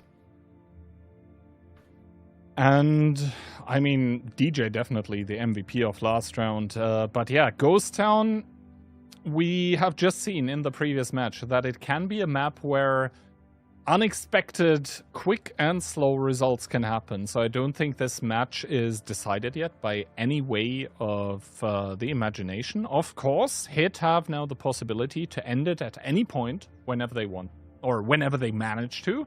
But Cashback, I don't think, are down and out yet. Well, like, if they want to, they would end it right now. Well, yeah. If it was down to Will, if it was purely down to Will, then they'd be able to finish this one off. But we're going to be going into Ghost Town, and like you say, that match point means that Cashback, they have to be perfect from here on out. They can't afford any such mistakes. Ghost Town used to be a map that Cashback liked to play quite a bit. I mean, that's a very long time ago, and the meta has shifted quite drastically since those early days in Season 1. Absolutely. Ghost Town, just like Ensk, actually, was one of those maps that Cashback as a team just had down, right? They had this way of playing that no team could really rival against. But now, as I said, over the seasons, a lot of the teams have become better. I think the general level of play has just been elevated. In large part as well to Cashback's doing. I think they have, in their own way, defined and shaped the meta. And, well, it now comes kind of a little bit to haunt them. They have lost a key player to Hit as well, namely the Barbarian, who was one of their shining stars. But he's now playing for the opposing lineup, and their lineup actually is pretty easily summed up. A 140, a Type 5 that hopefully doesn't go to K1, and a quintuple BZ-75. Yeah, I don't think DJ is going to be planning a trip towards that K1 corner anytime soon. Not with that lineup. Cashback, they're going to be opting for a can opener, double 57 heavy, a Batchat, K91, Bliskavitzer, and Liberty in his ever-trusty RHM. Yeah, Liberty, I think, is one of those players we always have to keep in mind. He is a virtuous, an absolute prodigy in that RHM, and he is going to make his way towards the artillery strike immediately, no hesitation. He's going to be matched by Monster in the BZ, double BZ from hit and run. I mean, they have a lot of them to spare, are immediately going to connect or drive on towards the cap. Monster taking a shot, make that 2 of damage. So actually, Liberty is able to take the strike. Now, will he be able to drive away? No, Twilight for the time being blocking him a little bit, but Monster still unable to peek here as Barbarian comes from the top, sees Liberty. Good shot in towards that RHM, takes an HE as well, and T-Sec with another HE. Liberty, I was commending him. Down and out. Yeah, but the double 57 trap has been sprung. T-Sec might have committed just a bit too far, but Ketsai does a fantastic job of shielding his teammate, but it's not going to matter because Vladislav comes from a third good angle from behind, gets that ram kill. Now Twilight is compromised as well. DJ has got himself very much involved in the engagement, pushing forwards in that Type 5 heavy. Liberty being down and out of the fight, they would have wanted to rely on that light tank to be able to play for some sort of late game here, but now the 57 heavies, they're going to be forced to peek in, and there's so much HP here on DJ, who can just keep marching forwards while the T57s have to cower on reload. And indeed, that's what they are going to do as Barbarian pushing through. He knows those T57s are on reload, is even going to heal up above the 400 threshold, so would survive a singular T57 shot just as Aka bites the dust. Anabans still not reloaded here, and who is he going to shoot? The full HP DJ Type 5? I don't think so. As Pan's Fury falls, though, double teamed by 2 tanks on the other side of the map. Anabans now trying to do what he can. Bounces 2 out of 4. That is not the result he was looking for. Brainberry in the back shot falling as well. Tank advantage, hit and run on their match point. Yeah, this is how you play the Type 5. You just force your opponent to clip you. Anabans, he does not want to shoot the Type 5, but he has no other choice because DJ has just got him right in front of his face. And look at this, Franek has been preserved. His 140, his Inspire tank, the most important gun that you need to keep alive. Hit and Run have done this perfectly. They've got the exact right tank that they need in the endgame. Monster won't even need the help of Franek, really. He could have just 1v1 all on his own, but Franek will help him clean up along with DJ, who's still alive and kicking in that Type 5. And it just leaves Little in a very, very low chance of a 1 versus 3. I mean, the K91, it has good DPM and it has a really good gun, but DJ able to put another shot into him. So it is 1850 against 4000 HP, and the Inspire 140 is going to be like, yeah, you got DPM, Mr. K91, well, I got one as well, and I have alpha damage to boot together with my Inspire. The strikes, they keep harassing that 140, actually. You can see the power of the K91, but you're about to see the blunt damage, the blunt trauma that a BZ-75 is able to do as well. Yeah, the power of team play coming in here. As Hit and Run will win this match 4-1. He's gonna pick up maybe the final kill, but they do manage to get him out, and Hit and Run will win it 4-1. I wouldn't say it was a dominant display, but I think this was a masterclass in winning the scrappy games, winning the contested games, the ones where you know it's up in the air as to who can possibly win. Different momentum swings. We had Liberty dying in the very beginning, but then the double 57 heavy was activated and did some good clips, but ultimately Hit and Run just able to overwhelm their opponent. And I just think that DJ being immediately in the fight in his Type 5 heavy, there were so many moments where, oh, look at that, 8.9k from Little, and it's just not enough, is it, to overcome the deficit, because Liberty at the bottom of the scoreboard, so often praised as the best light tank player in Onslaught, comes up with 0 damage, unfortunately for his team. To be honest, you can be the best player in the world. If you get countered like that, there is no way you survive. So I don't think it's Liberty's fault at all here. It was just that Hit with their opener had a strategy to exactly counter that RHM play. And, well, it worked. What are we supposed to say here?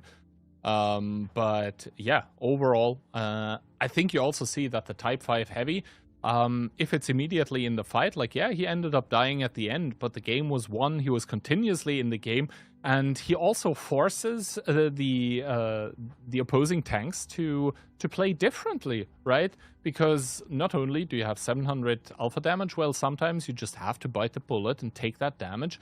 On the other end, if you turn the back towards him, then, you know, that alpha damage suddenly increases by over 50%. It goes towards 1100. So essentially, the tanks need to be wary of the Type 5. You don't want to expose to the AP, but you definitely don't want to expose to the HE either. No, and let's just take a look at the Hit and Run lineup.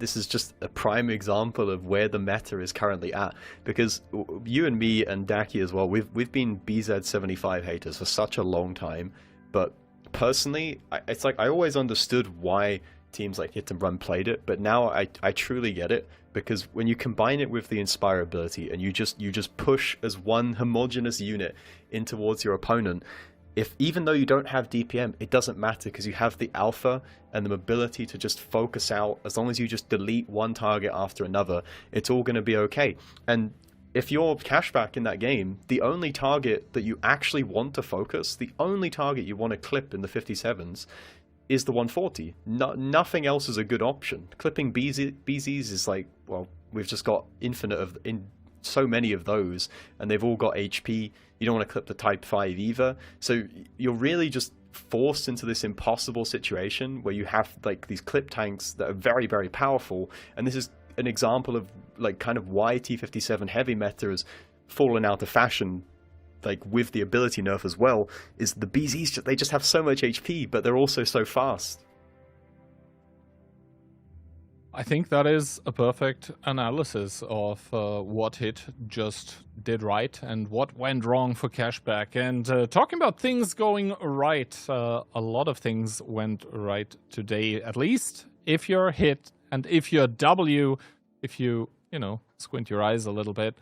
Yeah, this concludes the stream of today, October the 30th. So it was the second day of the Phase 2 of the AMD OLS Season 4. But obviously, we are far from done. We are going to be back on Sunday, the 2nd of November. Holy crap, it will be November already.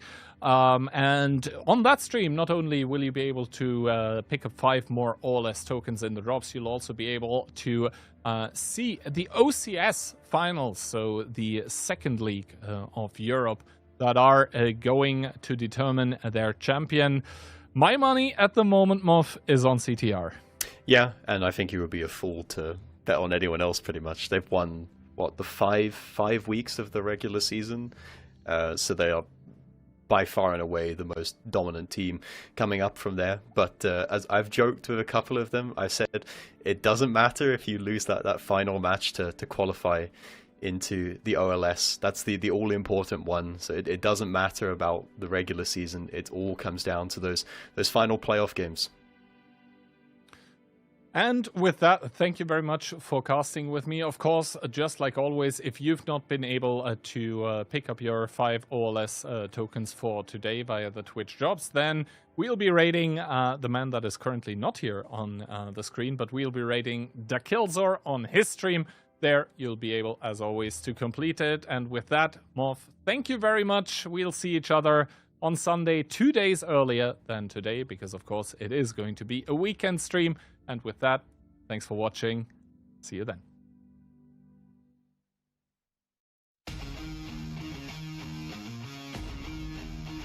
The Onslaught Legends Series Season 4 is here.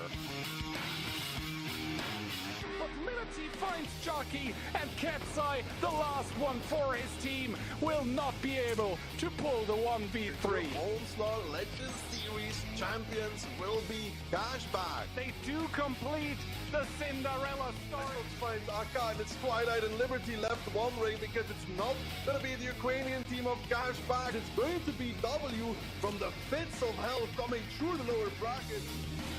Akka blows up as well, and W completed 6-3 2 times in a row. OLS champion. I think Mafia are on Victory Street here on Himmelsdorf. They completely rewrite the map and rewrite all of the scripts that everyone had. It's going to be them taking the finals in a 5-1 fashion. Tune in to the action, September 30th through November 9th.